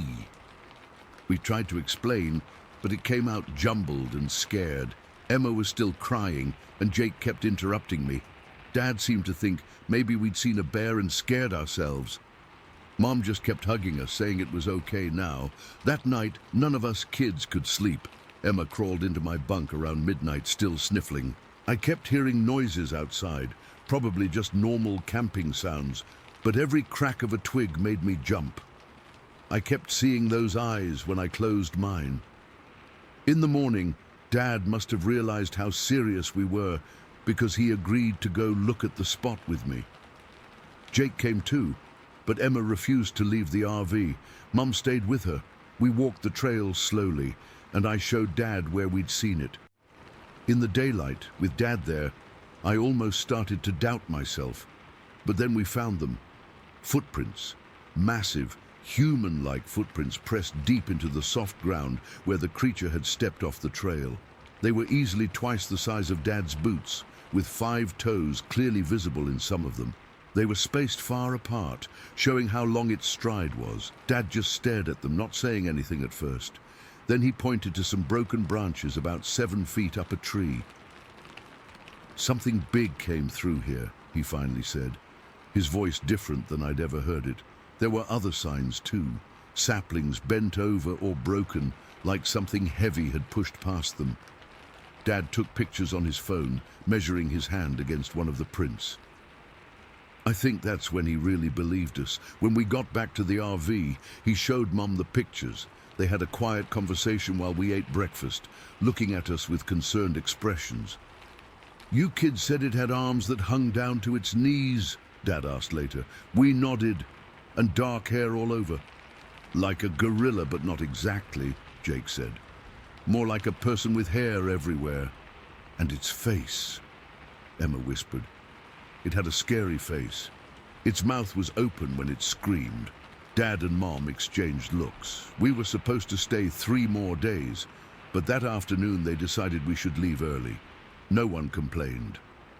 While we packed up, I overheard Dad talking to another camper, asking if they'd ever heard stories about Sasquatch on the island. The guy laughed and said Whidbey wasn't known for that sort of thing. The drive home was quiet. Emma had nightmares for weeks afterward. She'd wake up screaming that the forest monster was looking in her window. Jake and I handled it better, but I still found myself afraid of the dark in a way I hadn't been since I was little. The worst part wasn't the fear, though. It was trying to make sense of what we'd seen. In school that fall, I researched Bigfoot sightings in Washington. There were plenty on the mainland, but hardly any reported on Whidbey Island. I wondered if anyone would believe us if we told our story. Most wouldn't. Dad did, though. A month after our trip, I found him looking at those footprint pictures again. "You know," he said quietly, "I've been camping and hiking my whole life and never seen anything like those prints. 3 kids don't all see the same thing and make the same story up. I don't talk about it much now. People either think you're crazy or they make jokes. But I know what I saw in those woods. I know what chased us. And sometimes when I'm hiking with friends and the forest goes suddenly quiet, that feeling comes back. That heavy, watched feeling. I always leave immediately. It's been almost 5 years, but I still can't explain what happened that day. All I know is that deep in the forests of Washington, there are things we don't understand. And if you ever find yourself on a quiet trail and everything suddenly goes silent, don't freeze like we did. Run. Story 12. I've never shared this with anyone outside my immediate family. Even now, 6 years later, typing this out makes my hands shake. I'm still not sure what I saw that night, but I know what I experienced was real. The dent in my old Ford Explorer's hood was proof enough. It happened on March 11th, 2016. I was driving back from my buddy Ryan's place near Randall. We'd spent the afternoon watching basketball and having a few beers. Nothing crazy, just 2 or 3 over several hours. I was completely sober when I left around 7 in the evening. Instead of taking the main highway back to my place in Packwood, I decided to cut through on one of the back forest roads through Gifford-Pinchot. It wasn't necessarily faster, but I enjoy the scenery, and I've always loved driving through the woods. I've taken that route dozens of times before, even at night. Growing up in rural Washington, these forest roads were like a second home to me. The sun had just set, and that weird twilight glow was fading fast. It had been raining earlier that day, and a low fog was starting to form, hugging the ground and swirling around my tires. Nothing unusual for the Pacific Northwest in early March. The road was wet but not slick, and I wasn't in any particular hurry. About 20 minutes into the drive, I was deep in the forest on a narrow 2-lane road.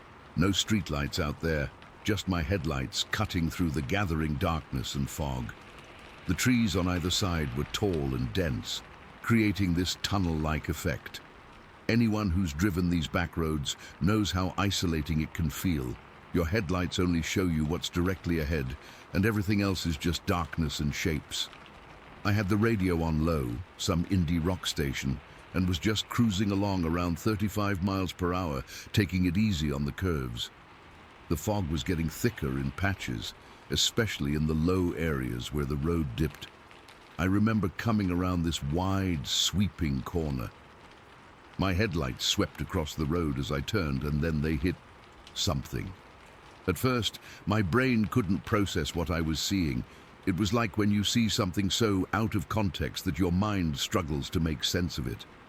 Standing in the middle of my lane was a figure, not a deer or an elk, which wouldn't be unusual. This was standing upright. My first thought was, why is someone standing in the middle of nowhere at night? But as my headlights fully illuminated it, I realized this was no person, at least not like any person I'd ever seen. This thing was massive. I'm not exaggerating when I say it had to be at least 7 feet tall, probably closer to 8. But it wasn't just the height that was shocking, it was the width. Its shoulders were impossibly broad, easily twice as wide as mine, and I'm not a small guy at 6'1". The proportions were all wrong for a human. It was covered in hair, thick, matted, dark brown hair that hung from its entire body. Not like a costume, not uniform or neat, but natural, with varying lengths and thickness. The hair on its arms and legs seemed particularly dense. I hit the brakes immediately, not hard enough to skid, but firmly enough to stop about 30 feet away from it. My Explorer came to a halt, and the thing just stood there. I couldn't move. My hands were frozen to the steering wheel, and I couldn't even reach to turn off the radio, which now seemed obscenely loud in the silence. The creature, I don't know what else to call it, was just standing there, almost like it was as surprised to see me as I was to see it. Its arms hung down at its sides, way lower than a person's would, almost to its knees, and its head.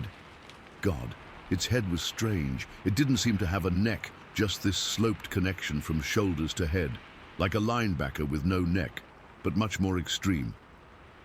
We stayed like that for what felt like forever, but was probably only 10 or 15 seconds.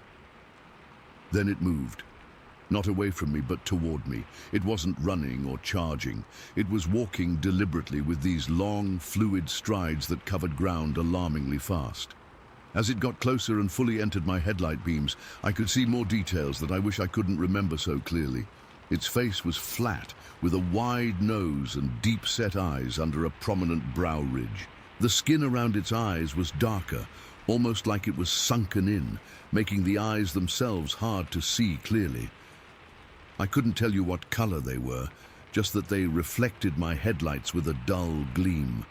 Its mouth was set in this straight line, not smiling, not frowning, just there, expressionless.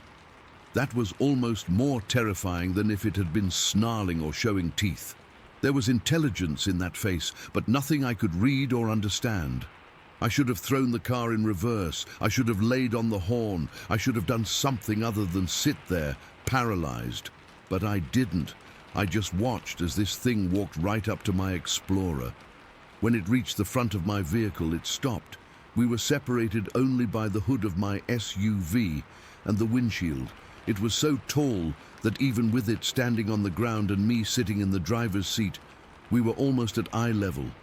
It just stood there, looking at me, not glaring, not curious, just observing. I felt exposed, like it was seeing through me. Then, without warning, it raised its right arm. Its hand was huge, with long fingers that didn't look quite human in their proportions. It held the arm up for a second, and then brought it down hard onto the hood of my Explorer. The sound was like a sledgehammer hitting metal. The whole vehicle shook with the impact. I remember gasping out loud, the first sound I'd made since spotting it. The force of the blow left a massive dent in the center of my hood, right where it struck. After that display, warning, greeting, whatever it was, the creature stepped to the side of the road. It didn't run or bound away like you'd expect from an animal. It simply walked off the asphalt and into the trees. No backward glance, no further acknowledgement. Within seconds, it had disappeared into the darkness between the trees, though I swear I could hear the sound of branches moving for several moments after. I sat there, unable to move, for what must have been a full minute. My heart was pounding so hard I could feel it in my throat. I couldn't even reach for my phone to try to take a picture or call someone. By the time my brain started working again, it was long gone. Eventually, I managed to put the car in drive. I didn't floor it or speed away dramatically. I was too afraid of what might still be out there in the darkness. I drove slowly, constantly scanning the trees on either side of the road, terrified it might step out again. When I finally reached the main highway near Packwood, I pulled into the first gas station I saw. My hands were shaking so badly I could barely turn off the ignition. I got out to look at the damage, half expecting, or hoping, that somehow I'd imagined the whole thing, but there it was, a massive dent in the center of my hood, about 18 inches wide. It wasn't just pushed in, the metal was actually warped from the force. And there was something else, what looked like dirt or some kind of oily residue where it had struck. I touched it, and it felt gritty and slightly tacky, unlike regular road dust or mud. I wanted to tell someone, but who? Call the police and say what? That Bigfoot attacked my car. They'd breathalyze me and assume I'd hit a deer and was making up stories. I drove home in a daze, checked all my doors and windows twice, and didn't sleep at all that night. For the next few days, I kept replaying the encounter in my head, wondering if I was losing my mind. I researched online, reading accounts of Sasquatch sightings in the Pacific Northwest. Some of the descriptions matched what I saw with eerie similarity. A week later, I got up the courage to drive back to that area, but only in broad daylight. I brought my friend Mike, making up some story about wanting to show him a good fishing spot. We drove down that same road, and I slowed down near where I thought the encounter happened. I was looking for, I don't know, footprints, broken branches, any evidence. But a week of rain had washed away anything that might have been there. I couldn't bring myself to go much further down that road. Something about it felt different now, like I was trespassing in someone else's territory. We turned around, and I've never taken that shortcut again. The dent stayed in my hood until I sold the Explorer last year. I never fixed it because it was my only tangible proof that what happened was real. Sometimes I'd catch people looking at it, and I'd make up stories about backing into a post or having a branch fall on it during a storm. I don't know what I encountered that night. Sasquatch, Bigfoot, some undiscovered species, or something else entirely. But I know it was real, it was intelligent, and it let me go. Sometimes when I'm driving at night and pass a stretch of dark forest, I can't help but scan the tree line. I wonder if it's out there watching, and I wonder what would have happened if I hadn't stopped the car in time. Story 13. I've never been the type to believe in monsters. Growing up in Vermont, I was taught to respect nature but never fear it. That changed in October of 2014. I live outside Barrie, Vermont, in a house that sits about 75 yards from a creek that marks the edge of my property. Beyond that is mostly woods, with some cleared areas belonging to neighbors. It's quiet out here, peaceful usually, the kind of place where you notice when something's off. That night in October started like any other. I'd been working late. I do IT consulting, mostly remotely, and pulled into my driveway around 9:30. It was fully dark by then, but the moon was bright enough that I could see across my yard without turning on the floodlights. I shut off the engine, but stayed in the car to finish a call with a client who was having server issues. While I was talking, half paying attention to the technical problem my client was describing, I noticed movement across the creek. At first, I thought it was just shadows from the trees moving in the breeze, but then I realized it was too coordinated, too purposeful. A group of deer, had to be at least 12 of them, came bursting out of the tree line on the other side of the creek. They were running like hell, not the casual bounding you sometimes see when they're startled by a coyote or someone walking their dog. This was different. They were in full panic mode, crashing through the underbrush and leaping across my neighbor's yard. I remember saying, "Hang on a second," to my client as I watched the deer. Something was wrong. Deer don't usually move in herds that large around here, and they definitely don't run like that unless they're genuinely terrified. That's when I saw it. Following the deer, moving at a steady pace but clearly in pursuit, was something I still struggle to describe accurately. It was massive, just absolutely huge, and completely black. Not dark brown like a bear, but black in a way that seemed to absorb the moonlight rather than reflect it at all. The thing was walking upright, not shambling or hunched over like a bear might when it stands temporarily, but fully upright and comfortable in that position. It moved with purpose between the trees, occasionally pausing but maintaining its direction. My first thought was bear, but I dismissed that immediately. I've seen plenty of bears in Vermont. This was no bear. It was too tall. I'd estimate between 8 and 10 feet, with proportions all wrong for any animal I recognized. It had these incredibly heavy shoulders and a powerful upper body, with arms that hung lower than a human's would. The legs were thick, solid, and it walked with these deliberate steps that seemed to barely disturb the ground beneath it. My client was saying something in my ear, but I wasn't listening anymore. I was completely fixated on this thing, crossing my neighbor's yard. I remember thinking I should start the car and turn on the headlights, but I was paralyzed, not exactly with fear, more with disbelief and confusion. My brain couldn't process what I was seeing. The creature was covered in what looked like hair or fur, but it was uniformly black. No patches of different color, no lighter areas around the face or chest like you'd see on most mammals, just solid black. The head sat low on the shoulders with virtually no visible neck, which added to its inhuman appearance. For about 20 seconds, I watched as it walked steadily across the yard. It would occasionally pause near trees, not hiding behind them, but almost as if it was checking something, then continue in the same direction the deer had fled. It never looked in my direction, never seemed to notice or care about my car sitting there with me inside it. What struck me as particularly strange was the silence. The deer had crashed through leaves and grass, making all kinds of noise in their panic. This thing, despite its size, moved almost silently. I had my window cracked open about an inch, and I couldn't hear anything from it. No footsteps, no breathing, nothing. Eventually, it disappeared into thicker trees at the edge of the yard, following the same path the deer had taken. It wasn't chasing them directly. It was moving too slowly for that, but it was definitely tracking them, following their trail with single-minded purpose.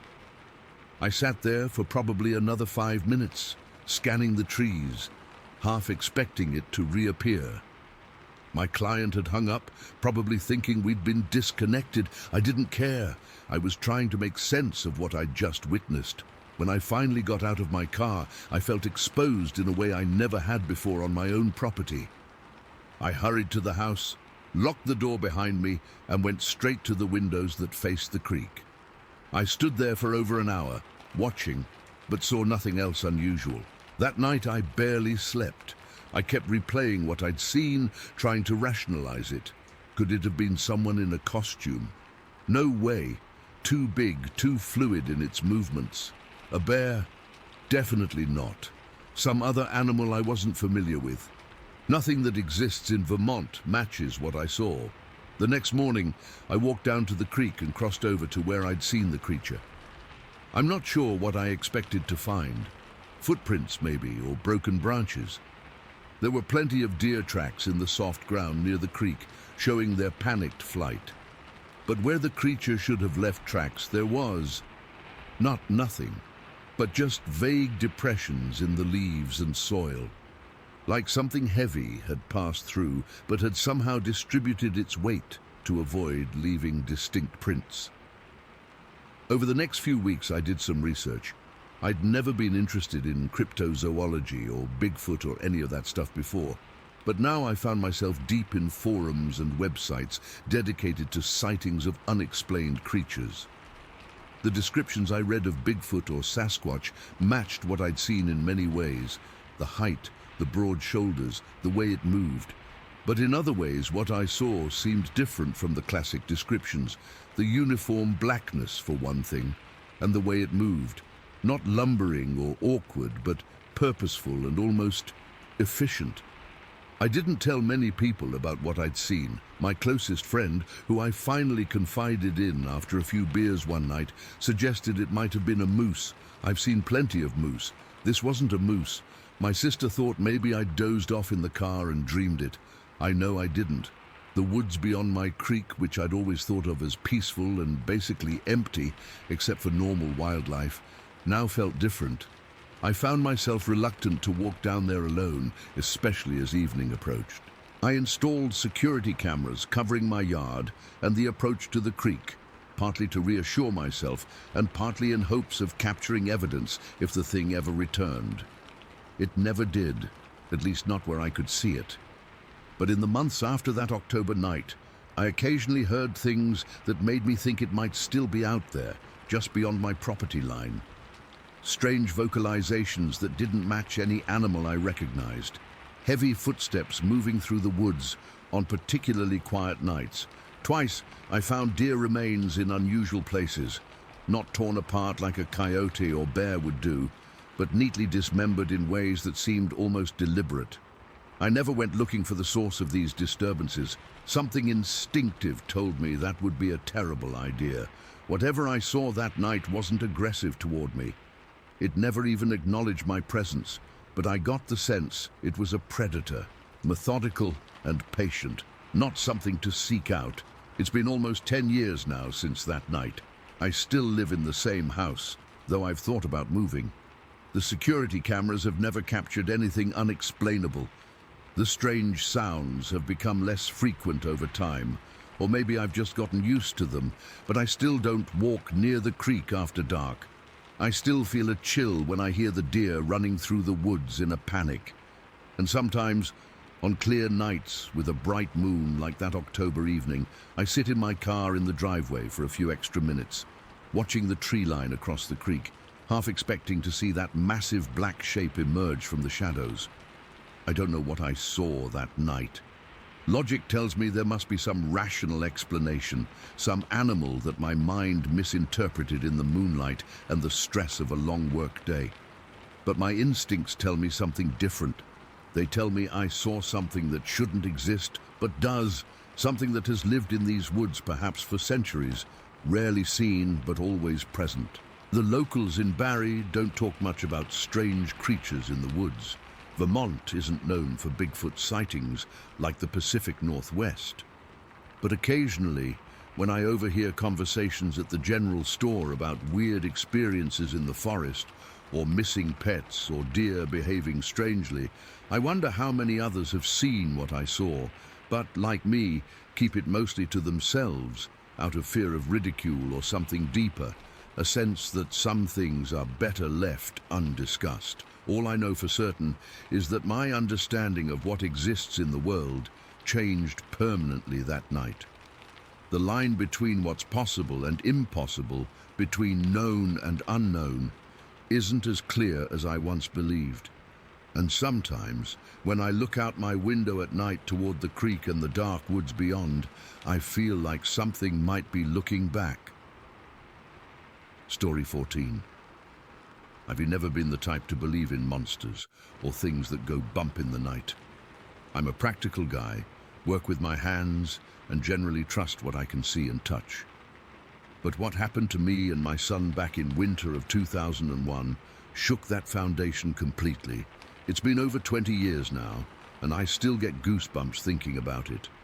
My son Jake and I were hauling a car from Boise to Medford in my pickup. Jake was 23 then, just starting his career as a mechanic, and we'd found a sweet deal on a project car he wanted to fix up. The trip itself was pretty routine. We'd done plenty of long hauls before. We left late, around 4 in the afternoon, figuring we'd drive through the night since we both had work the next day. The weather was typical for January in that part of the country, cold as hell, with about 8 degrees Celsius to 10 inches of snow covering everything. We'd just crossed over one of the mountain passes, and both of us needed to take a leak after pounding coffee to stay awake. It must have been around 2 in the morning when we pulled into this little tourist trap area, about 25 miles west of the pass. The place was completely deserted, just a shuttered gas station and ice cream shop that obviously only operated during summer months. There wasn't another settlement for at least 30 miles in either direction. I remember checking the odometer when we pulled in because I was calculating our arrival time. The nearest town was a good stretch away, and the emptiness of that place hit me immediately. Just a small parking lot with snow drifts around the edges, bathed in this eerie bluish light from an almost full moon. The moment I stepped out of the truck, something felt wrong. I can't explain it any better than that, just this immediate sense that we weren't supposed to be there. The air felt different, heavier somehow. You know that feeling when you walk into a room where people have just been arguing, that tension that hangs in the air? It was like that, but 100 times stronger. I'm not usually paranoid, but I decided to grab my shotgun from behind the seat. Jake gave me a weird look, but didn't say anything. I just shrugged and muttered something about mountain lions. Truth is, I couldn't have explained why I needed it, just that I did. We walked to the far end of the parking area, about 15 feet apart from each other. The snow crunched under our boots, and our breath made these big white clouds in the frigid air. That moonlight was so bright you could see everything almost as clear as day. The snow was practically glowing blue. I was just finishing up when I noticed Jake had gone completely still. Then I saw them too. Across the open area beyond the parking lot, maybe 70 yards away, were these figures moving fast, really fast. And in this bizarre pattern, weaving between each other like they were following some choreographed routine. I counted at least 10 or 12 of them. At first, my brain tried to make sense of it. Maybe elk or deer, but no. These things were walking on 2 legs. They were tall, at least 7 feet, with these unnaturally long arms that hung down past what would be their knees. Their bodies were thin. Not skinny, but lean and powerful looking, and they were covered in what looked like medium-length grey fur that seemed to shimmer slightly in the moonlight. The way they moved was all wrong, too fluid, too coordinated, and the speed, Jesus, the speed. They covered ground faster than any human could, but they weren't running exactly, more like gliding, but with purpose. "Dad?" Jake's voice came out as barely a whisper. "I see them," I said, my mouth suddenly bone dry. "Don't make any sudden movements."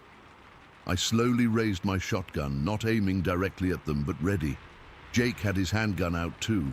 He'd started carrying after a close call at a late-night gas station a year before.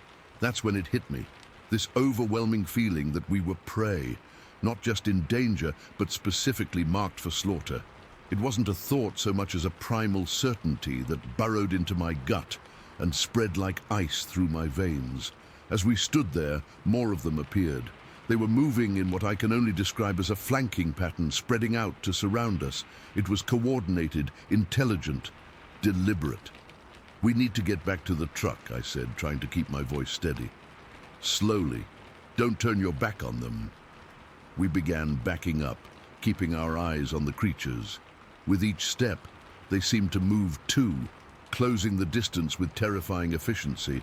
The moonlight caught their faces occasionally, or what should have been faces. I couldn't make out distinct features, just darker patches where eyes should be. No visible mouths that I could see. My heart was hammering so hard, I could feel it in my throat. My fingers were numb on the shotgun, and not just from the cold. Every instinct was screaming at me to run, but I knew that would be suicide. Whatever these things were, they could outrun us easily. The distance to the truck seemed to stretch impossibly. 20 yards felt like a mile. 15 yards. 10. The creatures were maybe 30 yards away now and still coming, still weaving in that unnatural pattern. I heard Jake's breathing getting faster, more panicked. "Steady," I whispered. Almost there. 5 yards from the truck, one of the creatures broke from the pattern and darted to the side with frightening speed. Then another mirrored the movement on the opposite side. "They're going to cut us off," Jake hissed. 3 yards. The closest creature was maybe 15 yards away now. I could hear something. Not footsteps exactly, but a soft swishing sound as they moved through the snow, too quiet for their size. Finally, my back hit the truck. "Get in. Now." We scrambled inside, fumbling with the door handles with shaking hands. I dropped my keys and had to feel around by my feet, my eyes never leaving the approaching figures. Found them, jammed the key in the ignition. As the engine roared to life, they surged forward. The truck's headlights caught them in full now, those lean grey bodies moving with impossible coordination. Their eyes reflected the light like animals, glowing an unnatural yellowish green. I slammed the truck into reverse, then drive, and floored it. The tires spun on the snow before catching, and we lurched forward. Something dark flashed by the driver's side window, close enough that I could have touched it if the glass hadn't been there. As we pulled away, I felt a thump under the right front tire, and then heard it. This sound I'll never forget, as long as I live. It wasn't quite a scream or a howl. It was something in between, this undulating wail of rage and pain that seemed to reverberate inside my skull. I'm convinced I ran over one of their feet or hands. That's how close they were to catching us. Jake was turned around in his seat, staring out the back window, his face pale as the snow outside. "They're following," he said, his voice barely audible over the engine. "Dad, they're keeping up with the truck." I pushed the speedometer to 70, the trailer fishtailing dangerously behind us on the snow-covered road. In the rearview mirror, I could see dark shapes moving along both sides of the road, keeping pace. The truck was bouncing over the uneven surface, the chains on the tires rattling, but I didn't dare slow down. We drove like that for what felt like forever, but was probably only about 20 miles. Gradually, the shapes in the mirror fell behind, and that oppressive feeling of being hunted began to fade. Still, we didn't stop, didn't even speak, just kept driving until we hit the next town, a tiny place with a single 24-hour gas station. We pulled in, both of us shaking so bad we could barely stand when we got out.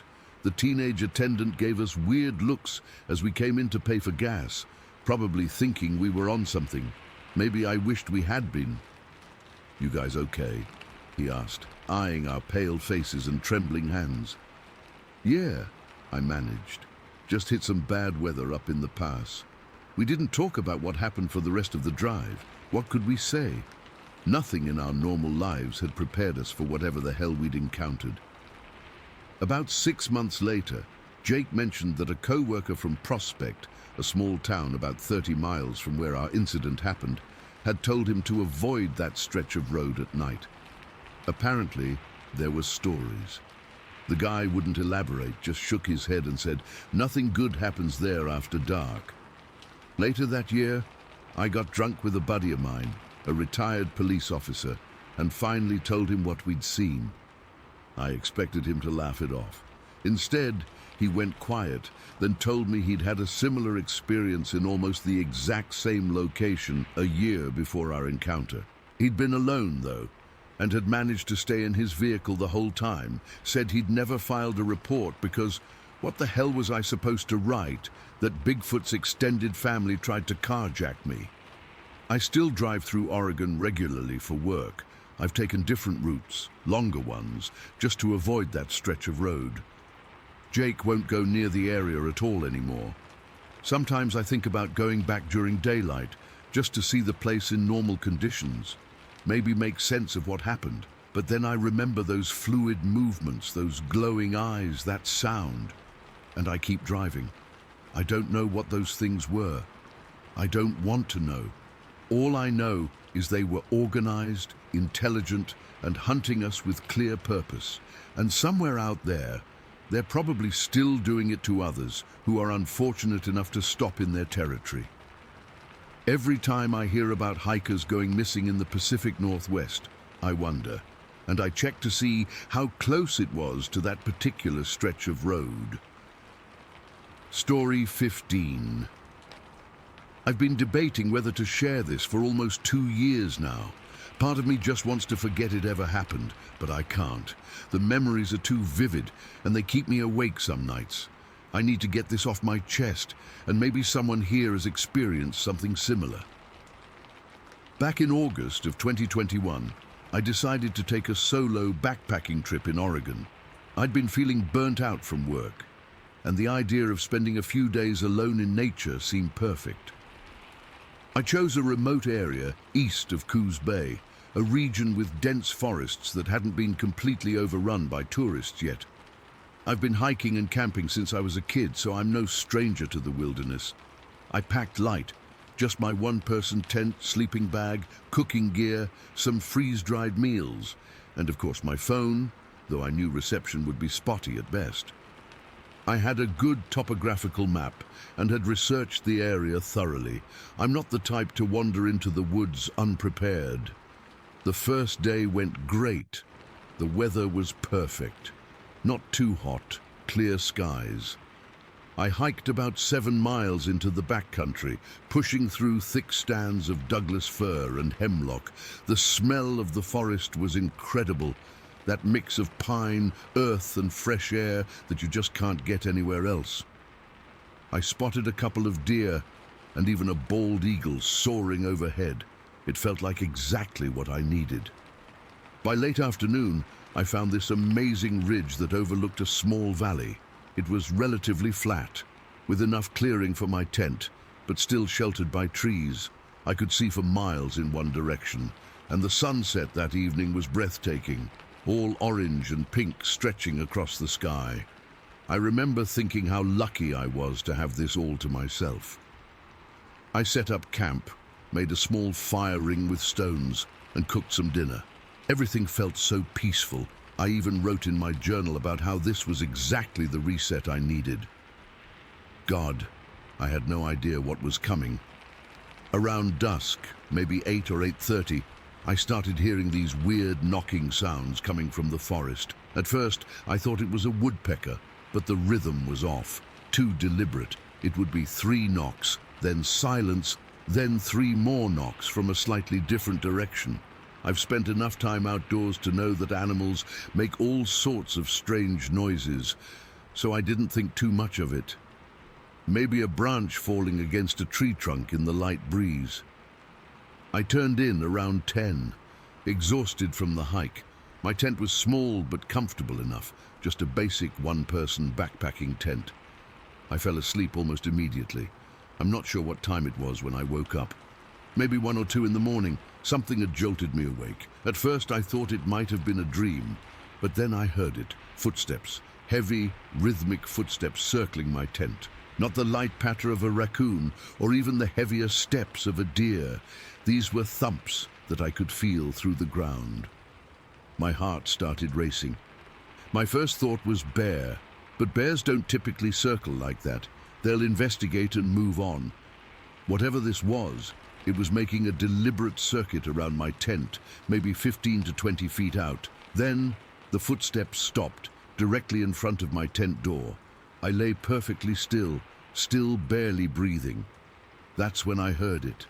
Deep, fast breathing, not panting like a dog, but heavy breaths like something big trying to catch my scent. I had my hunting knife beside me and grabbed it, though I knew it would be useless against a bear or mountain lion. Then, whack! Something hit the side of my tent with such force that the whole thing shook. It wasn't a swipe or a paw. It felt deliberate, like a slap. Just one forceful hit and then silence. I didn't sleep a wink after that. I sat up, knife in hand, waiting for whatever it was to come back, but there was nothing. Just the normal sounds of the forest at night. When the first light of dawn finally came, I was so relieved I almost cried. Once it was fully light, I cautiously unzipped my tent and looked outside. Nothing seemed immediately out of place. My backpack was where I'd left it hanging from a tree branch to keep food away from bears.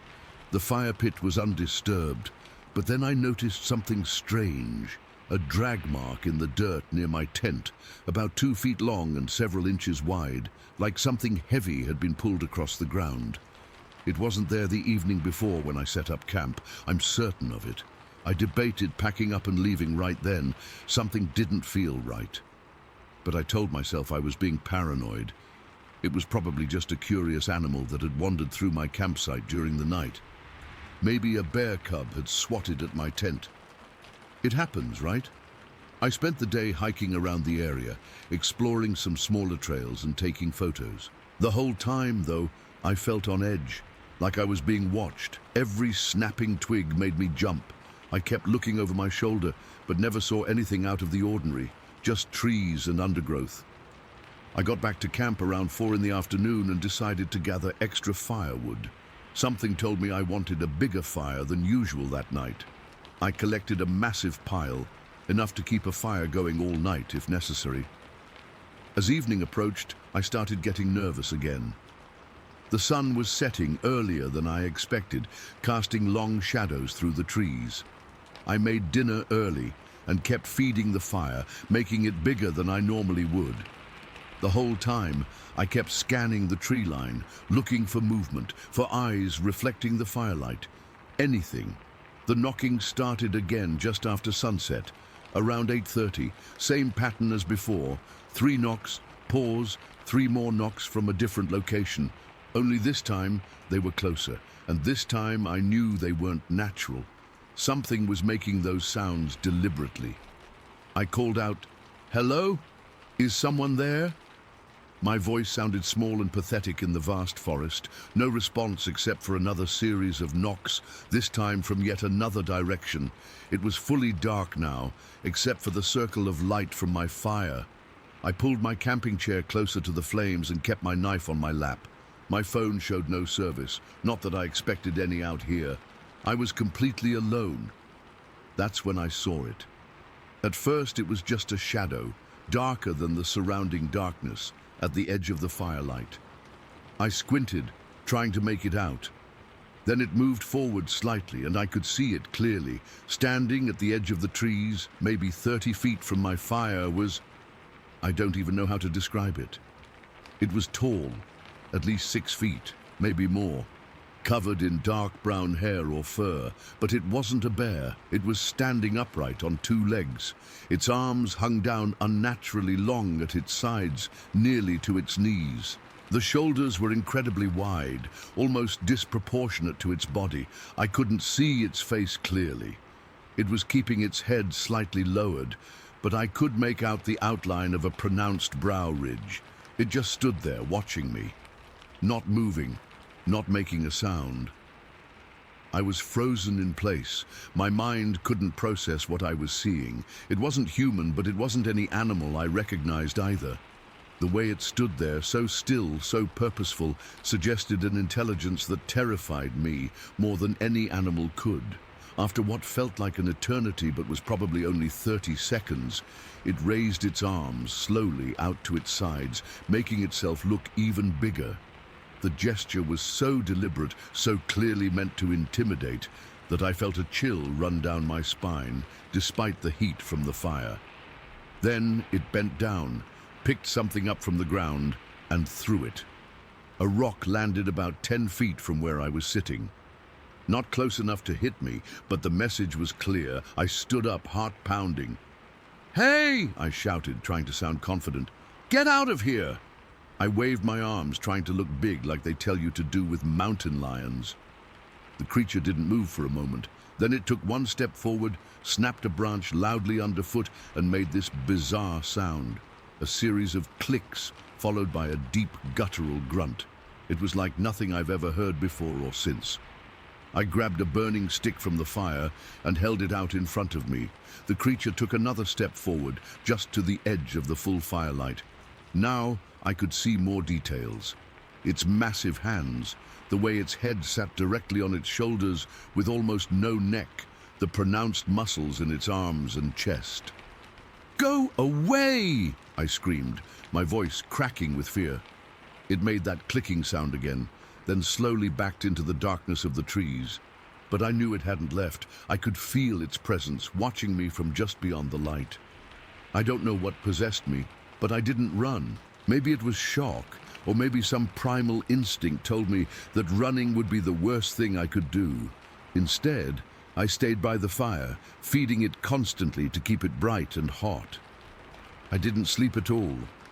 Throughout the night, I heard movement in the trees around my camp, branches snapping, heavy footsteps, occasionally that strange clicking sound. Around 3 in the morning, something hit my tent again, not as hard as the night before, but enough to make me jump. I shouted and waved my burning stick toward the sound and heard heavy footsteps retreating. As the first light of dawn broke through the trees, the sounds finally stopped. I waited until it was fully light before quickly packing up my gear. My hands were shaking so badly I could barely roll up my sleeping bag. I left the remnants of my fire smoking and just threw everything into my backpack haphazardly. As I started down the trail back toward my car, I noticed something in the soft dirt of the path. Footprints, but not human footprints, and definitely not from any animal I recognized. They were huge, easily 15 inches long, with 5 distinct toe impressions. The stride between prints was massive, nearly 5 feet. I took pictures with my phone, though my hands were still shaking. I practically ran the 7 miles back to my car. The whole time I felt like I was being followed, though I never saw anything or anyone. When I finally reached my car, I threw my gear in the back and peeled out of there, not stopping until I reached the main highway. I've spent the last 2 years trying to make sense of what happened. I've researched extensively, looked at reports of similar encounters. The only conclusion I can come to is that what I encountered was what some people call a Sasquatch, or Bigfoot. I think it was a younger one, based on its size. Older males are reported to be much taller. What haunts me most is the intelligence it displayed, the rock throwing, the intimidation display, the way it seemed to be testing my boundaries, seeing how I'd react. It wasn't just a curious animal. It was deliberately trying to scare me away from its territory, and it succeeded. I haven't been camping alone since that trip. I don't think I ever will again. Sometimes at night, I still hear those clicking sounds in my dreams, and I wake up in a cold sweat, feeling like something is watching me from just beyond the window. I know how this sounds. If someone had told me this story before it happened to me, I'd have thought they were crazy or making it up. But I know what I saw. I know what I experienced, and nothing will ever convince me that something wasn't out there in those woods. Something that shouldn't exist but does. Story 16. I never thought I'd be writing this. I'm still shaking as I type, and it's been almost 2 weeks now. Everyone thinks I'm making this up. Even my wife keeps saying I probably just saw a bear, but I know what I saw. I've been hunting in Maine my whole life. I know what a bear looks like. This happened on September 12th, 2010. I remember because it was my nephew's birthday, and I'd promised to be back for his party by 6. I was out on my ATV about 5 miles from the nearest road, riding through some old logging trails outside Holton. I go there a lot. It's quiet, no tourists, and I know those trails like the back of my hand after riding them for 15 years. The weather was kind of crappy that day. Overcast, chilly, felt like it might rain. I was wearing my old camo jacket and had my backpack with some water and snacks. Around 3 in the afternoon, I was cruising down this narrow trail that cuts through a mix of pine forest and these low, swampy areas. Nothing special about it, just another ride to clear my head after a stressful week at work. I was going maybe 20 miles per hour when I noticed some flattened brush on the right side of the trail. Not unusual. Moose cross these paths all the time, and they leave obvious signs. There was this shallow ditch there, maybe 4 feet deep, lined with this wet grass and mud. I didn't think much of it, just eased off the throttle slightly, but kept moving. That's when everything went to hell. As I got closer to that ditch, something, and I still struggle to describe this, something just rose up from it, not slowly, not carefully, It literally pulled itself up in one powerful motion, like it had been lying in wait. My brain couldn't process what I was seeing at first. All I registered was size, massive size. This thing stood right in the middle of the trail, not 10 yards in front of me. I'm 6'1", and this creature towered over me, had to be at least 7.5 feet tall. The lower half of its body was soaked, dark with water from the ditch. The rest was covered in this dark brown hair or fur, matted with chunks of dirt and grass, like it had been rolling around in the mud. Its arms, Jesus, its arms hung down almost to its knees. Not like a gorilla exactly, but not human either, something in between. Its chest was enormous, like a bodybuilder, but wider, more barrel-shaped. No neck that I could see, just this large, round head sitting directly on these impossibly wide shoulders. I couldn't make out its face clearly. I didn't want to. But I remember thinking it looked more ape-like than human. Though not exactly like any ape I've seen at the zoo, the eyes were deep-set, dark. I could feel it staring at me. For a split second, couldn't have been more than 2 or 3 seconds, but felt like forever. We just looked at each other. My ATV was still running, idling beneath me. I was frozen, completely frozen. My brain was screaming at me to move, but I couldn't. Then it leaned forward, and I swear to God, it charged me. Not a slow lumber like a bear, not a curious approach. This thing launched itself at me with purpose, with speed that something that size shouldn't possess. Its feet pounded the dirt, arms pumping, hands opening and closing as it ran. Fingers. I remember seeing fingers, not claws, but large, human-like fingers. I finally snapped out of it and cranked the throttle as hard as I could. My back tire spun in the loose dirt, and the ATV fishtailed for a heart-stopping moment before finding traction. I almost lost control right there, which would have been the end of me. As I pulled away, I heard it. A roar, not a scream, not a howl, a deep, guttural roar that I physically felt in my chest. It was behind me, still coming. I've heard bears, moose, everything Maine has to offer, and nothing sounds like what came out of that thing's mouth. I didn't look back until I'd gone maybe 100 yards down the trail. When I finally did, the trail behind me was empty. I kept going at full speed anyway, wondering if it had cut through the woods to try to head me off somewhere. There's a game trail that branches off the main path about 50 yards from where I'd seen it. Maybe it took that route. I don't know, and I didn't slow down to find out. I rode back to my truck in record time, constantly checking over my shoulder. My hands were shaking so badly I could barely hold the handlebars. When I got to the trailhead where I'd parked, I kept the ATV running while I fumbled with the loading ramp. I didn't even strap it down properly, just got it on the trailer, jumped in my truck and got the hell out of there. On the drive home, I kept trying to convince myself it was just a bear. Had to be a bear, right? But bears don't stand that tall. Bears don't have arms that long. Bears don't hide in ditches and ambush people. And bears don't run like that, full tilt upright, with that kind of speed and purpose. When I got home, I sat in my garage for almost an hour, missed most of my nephew's birthday party. My wife came out looking for me, asking what was wrong. I couldn't tell her. How do you tell someone you just saw a Sasquatch that tried to attack you? That's crazy person talk. I've been back to that area exactly 0 times since then. I sold my ATV the following week. Told my wife it was because we needed the money. But the truth is, I can't imagine getting back on those trails. I keep thinking about what would have happened if my four-wheeler had stalled, or if I'd been just a little slower on the throttle. The thing that gets me the most is the intelligence. It wasn't just wandering through the woods, it was hiding, waiting. It had positioned itself in that ditch where the trail narrowed, where I'd have to slow down. That's not animal behavior, that's hunting strategy. It knew exactly what it was doing. I've tried researching other sightings in the area. Turns out there have been a few reports over the years, nothing official, just rumors among locals. Hunters finding strange footprints, hikers hearing unusual sounds in the woods. But nothing as direct as what I experienced. I dream about it sometimes, that moment when it burst up from the ditch, the sound of its feet on the dirt as it ran. the roar. In my dreams, I don't get away. In my dreams, the ATV stalls, and I feel those hands close around me. I've never told this story publicly before. My wife thinks I saw a bear. My buddies think I'm making it up for attention.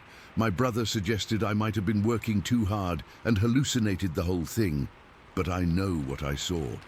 Something was waiting for me on that trail. Something intelligent, something fast, something that saw me as prey. I've been hunting and fishing in those woods since I was a kid. I respected the wilderness, never felt afraid of it, but now I can't even walk my dog down the trail behind our house without looking over my shoulder. That thing is still out there. And the worst part is, I don't think our encounter was random. It was calculated. It knew what it was doing. Every time I hear about people going missing in remote areas, I wonder, could it be the same thing? Are there more of them? Do they communicate? Coordinate? I don't have answers. All I know is what I saw that day in September.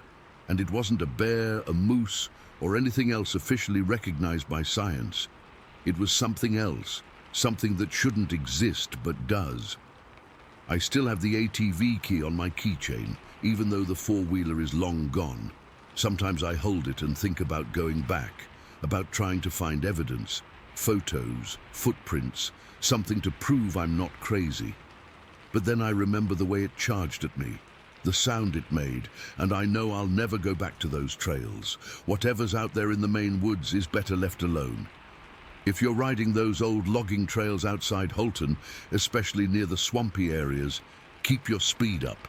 Don't slow down for anything, and if you see flattened brush near a ditch, just keep going, because it might be waiting for you too. Story 17. I never thought something like this would happen to me. I'm still trying to make sense of it almost 2 years later. I've debated sharing this for months. I don't need anyone telling me what I experienced wasn't real. I know what happened, and honestly, I don't care if people believe me or not. I've been an outdoorsman my entire life, started backpacking with my dad when I was 9, got into mountaineering in college, and now at 38, I've hiked most of the major trails in Washington. Winter is actually my favorite time to be in the woods. Fewer people, beautiful scenery, and a completely different experience than summer hiking. I've done winter camping, ice climbing, you name it. So heading out to Bumping Lake this past January for a solo snowshoeing trip wasn't anything unusual for me. I've been there dozens of times in all seasons. It's about 2 hours from my place in Yakima, and I know those woods like the back of my hand, or at least I thought I did. The forecast called for light snow later in the day, nothing major. I packed extra layers, my emergency kit, plenty of water, high-calorie snacks, my GPS, paper maps, headlamp, the works. I've never been one to head into the backcountry unprepared, especially in winter. I left early, around 7 in the morning, wanting to get a full day in. The plan was simple: snowshoe around the north side of the lake, maybe push up toward the ridge if conditions were good, then head back before dark. Everything started perfectly normal. It was cold, around 25 degrees, but the sky was clear when I started. I parked at the winter access lot, strapped on my snowshoes, and headed out. The snow was perfect. About 2 feet of powder with a good base underneath. I saw a few animal tracks, deer, rabbit, maybe some elk, but no other human footprints. That's what I love about winter trips, having the whole place to myself. By around noon, I'd made it to the far side of the lake. I stopped for lunch, sitting on a fallen log and just taking in the view. That's when I noticed the clouds moving in faster than forecast. Nothing too concerning yet, but definitely earlier than expected. I decided to start heading back rather than pushing farther up. Better safe than sorry. About an hour into my return trip, the weather changed dramatically. The wind picked up, and the snow started coming down hard. Within 20 minutes, I was in the middle of a full-on whiteout. Visibility dropped to maybe 30 feet at best. I've been in bad weather before, but this came on incredibly fast. I checked my GPS to make sure I was still on track, pulled my goggles down, and kept moving. That's when things got weird. I first heard what sounded like heavy footsteps somewhere to my right, maybe 50 yards away. My initial thought was moose or elk. They're common enough in the area. But the pattern wasn't right. Too deliberate, too rhythmic. I stopped to listen more carefully, and the footsteps stopped too. Immediately, like whatever was making them was aware of me and reacting to my movements. I called out, thinking maybe another hiker was out there, though I hadn't seen any other vehicles in the lot. "Hello? Anyone there?" My voice just disappeared into the snow. No response. I started moving again, a bit faster now. The footsteps returned, but from a different direction, now off to my left, and they were keeping pace with me. Then I heard more footsteps from behind. That's when the hair on the back of my neck stood up. These weren't random animals foraging. Something was circling me. I stopped again and pulled out my headlamp, even though it was still afternoon. The visibility was so poor with the blowing snow that I needed the extra light. I swept the beam in the direction of the footsteps, and that's when I saw it, just for a second, as it moved behind a large tree. Tall, much taller than a human, broad-shouldered with thick proportions. My mind immediately went to bear. But no, this was upright, moving on two legs, and fast for its size. I'm not ashamed to admit I panicked a bit.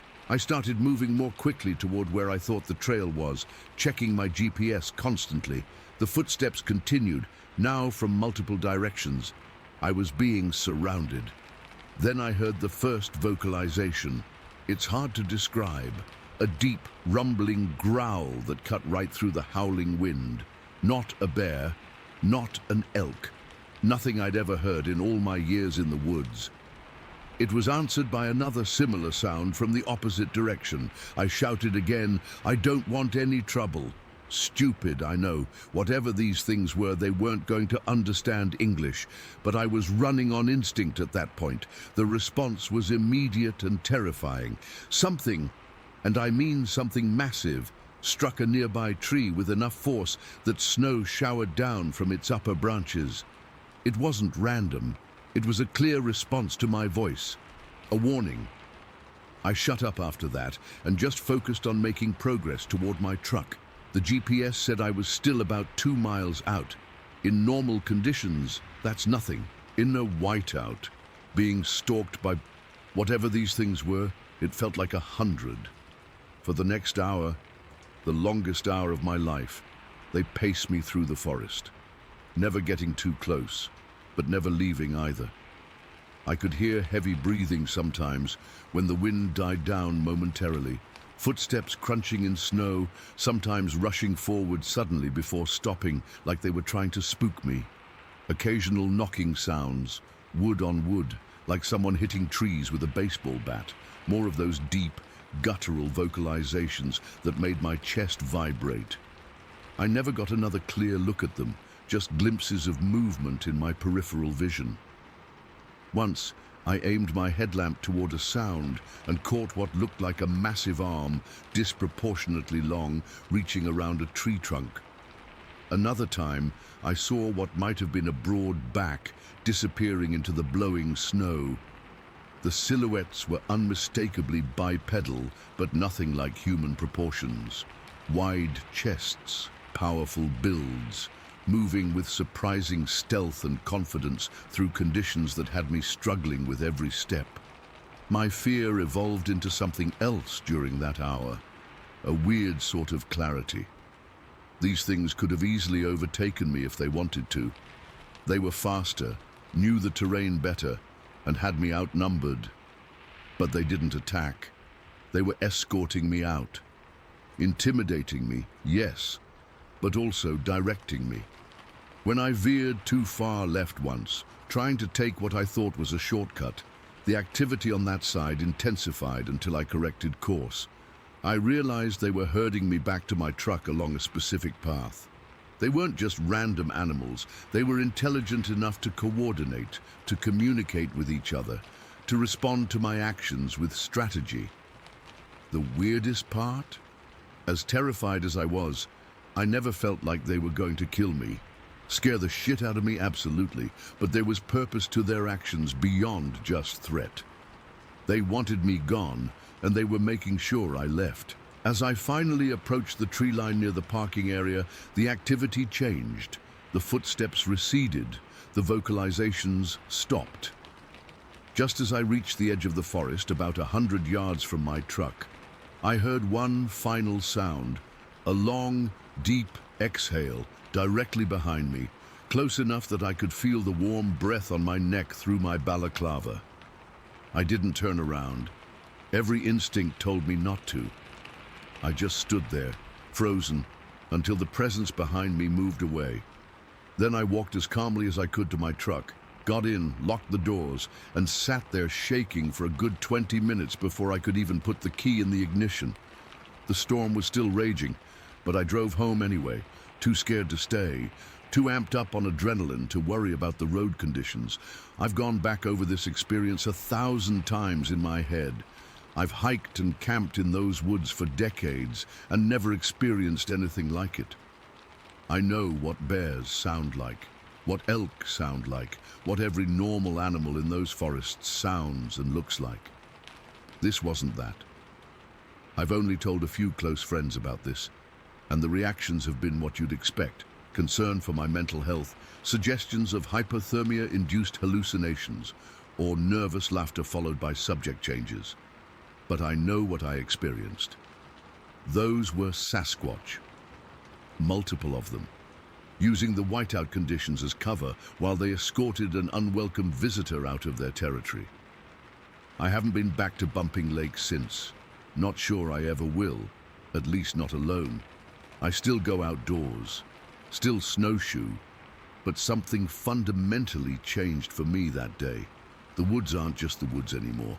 I'm always listening now, always watching the tree line, always wondering if I'm being watched back. The worst part isn't the fear, it's the certainty. I was 100% skeptical about Bigfoot before this happened. Now I know they're real, and I can't tell anyone without sounding crazy. They're out there, they're intelligent, they're organized, and they very much do not want to be found. Story 18. I still can't believe what happened last April. We've lived on our property in Lebanon, New Jersey for almost 7 years now, and nothing weird ever happened until then. We've got about 15 acres that back up to this valley that nobody really visits.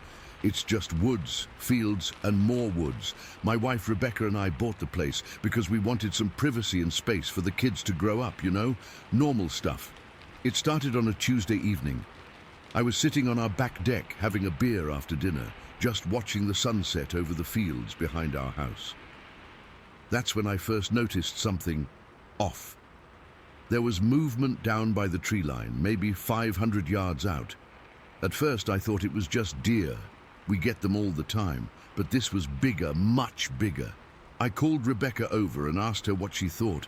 She couldn't make it out clearly either. Just large, dark shapes moving through the tall grass near the bottom of our property. I didn't think too much of it that night. Maybe black bears, though they're pretty uncommon around here. The next evening, though, I saw it again. This time I grabbed my binoculars, but whatever it was had moved back into the trees before I could get a good look. After the third night of seeing the same thing, my curiosity got the better of me. I asked my 17-year-old son, Jason, if he wanted to go check it out with me. He's always up for an adventure, so we hopped on our four-wheeler around dusk and headed down toward the valley, which we always just call the Hollow. We parked about halfway down the hill and walked the rest of the way to stay quiet. We positioned ourselves near the edge of the tree line, where I'd seen the movement. We sat there for maybe 45 minutes, not saying much, just watching and listening. The sun was almost completely down when this smell hit us. God, I'll never forget that smell. Like roadkill that's been baking in the sun for days, mixed with something musky and, I don't know, wild. Jason noticed it too. He actually gagged a little. That's when I saw it. About 30 yards into the trees, there was something massive squatting behind a large oak. At first, I could only make out a dark shape, but as my eyes adjusted, I realized it was watching us. I nudged Jason and nodded in that direction. His eyes went wide. I slowly shifted my position to get a better look, and that was all it took. Whatever was behind that tree stood up and kept standing up. It rose smoothly to what had to be at least 8 feet tall. I know that sounds crazy, but I'm 6'2", and this thing towered over any person I've ever seen. It didn't make a sound, just turned and walked deeper into the forest. The movement was fluid, not clumsy like a bear, more like an athlete. Jason and I just sat there frozen for what felt like forever. When we finally got the courage to check out where it had been, all we found were some broken branches and a set of footprints that were spaced about 5 feet apart. 5 feet between steps. I wear a size 12 boot, and these prints made mine look like a child's. We booked it back to the four-wheeler and hauled ass home. Rebecca could tell something was wrong the minute we walked in. After we told her what happened, she was skeptical, thought maybe we'd seen a bear standing on its hind legs. But I know what bears look like. This wasn't a bear. For a few days, nothing happened. I almost convinced myself we'd imagined it or exaggerated the size in our minds. Then on Saturday, Rebecca suggested we take a family ride through the hollow on the four-wheelers. Our 6-year-old son Ethan was excited. He loves riding with us. So around 7 in the evening we headed out. It was still light out, a nice clear spring day. We were down in the hollow, probably a mile from our house, when Rebecca suddenly slowed her four-wheeler and pointed across a clearing. "Look at that bear," she said. About 200 feet away, crossing the field, was what at first glance did look like a black bear. But then it stopped, and it turned to face us. What happened next still makes my skin crawl. For about 2 minutes, though it felt like an hour, we just stared at each other. It was standing upright, completely still, watching us. I noticed Rebecca's hands shaking on the handlebars of her four-wheeler. Ethan was with me, and I could feel him pressing his face against my back, too scared to look. As it stood there facing us, I could make out details I missed during the first encounter. This thing had wide-set legs, like a human but more powerful looking. Its arms hung down to its knees. It had broad shoulders, not hunched like a bear, but squared and muscular like a bodybuilder, and it was completely covered in dark hair or fur. Rebecca later told me she could clearly see it was male, anatomically male, if you get what I'm saying. Suddenly, without warning, it turned and bolted across the field. The speed was unbelievable. It covered the remaining distance to the tree line in seconds, arms swinging naturally at its sides. Not like a bear running on its hind legs, which looks awkward and clumsy. This moved like an Olympic sprinter, just bigger and covered in hair. Ethan was hysterical. He kept crying and saying he never wanted to go back to the hollow again. We didn't argue. We went straight home and locked all the doors, even though our house is a good distance from where we saw it. That night I called my younger brother Michael, who lives about 20 minutes away. He thought I was pulling his leg at first, but he could tell I was genuinely shaken up. He offered to come by the next day with our Uncle Robert, who used to be a game warden in western Pennsylvania. Sunday afternoon, Michael and Uncle Robert came over. I took them to the spot where we had our encounter, but we stayed up on the ridge, overlooking the hollow, using binoculars to scan the area. We'd been there maybe an hour when Uncle Robert grabbed my arm and pointed. There it was again, crossing the road at the bottom of the hill. Even from that distance, there was no mistaking it. It moved across the valley floor and disappeared into the same section of forest where we'd seen it go the day before. Michael was white as a sheet. Through the binoculars, he said it looked like the most jacked basketball player you've ever seen, but covered in fur. Uncle Robert didn't say much, but he wasn't dismissive either. He just kept shaking his head and mumbling something about reports he'd heard back in Pennsylvania.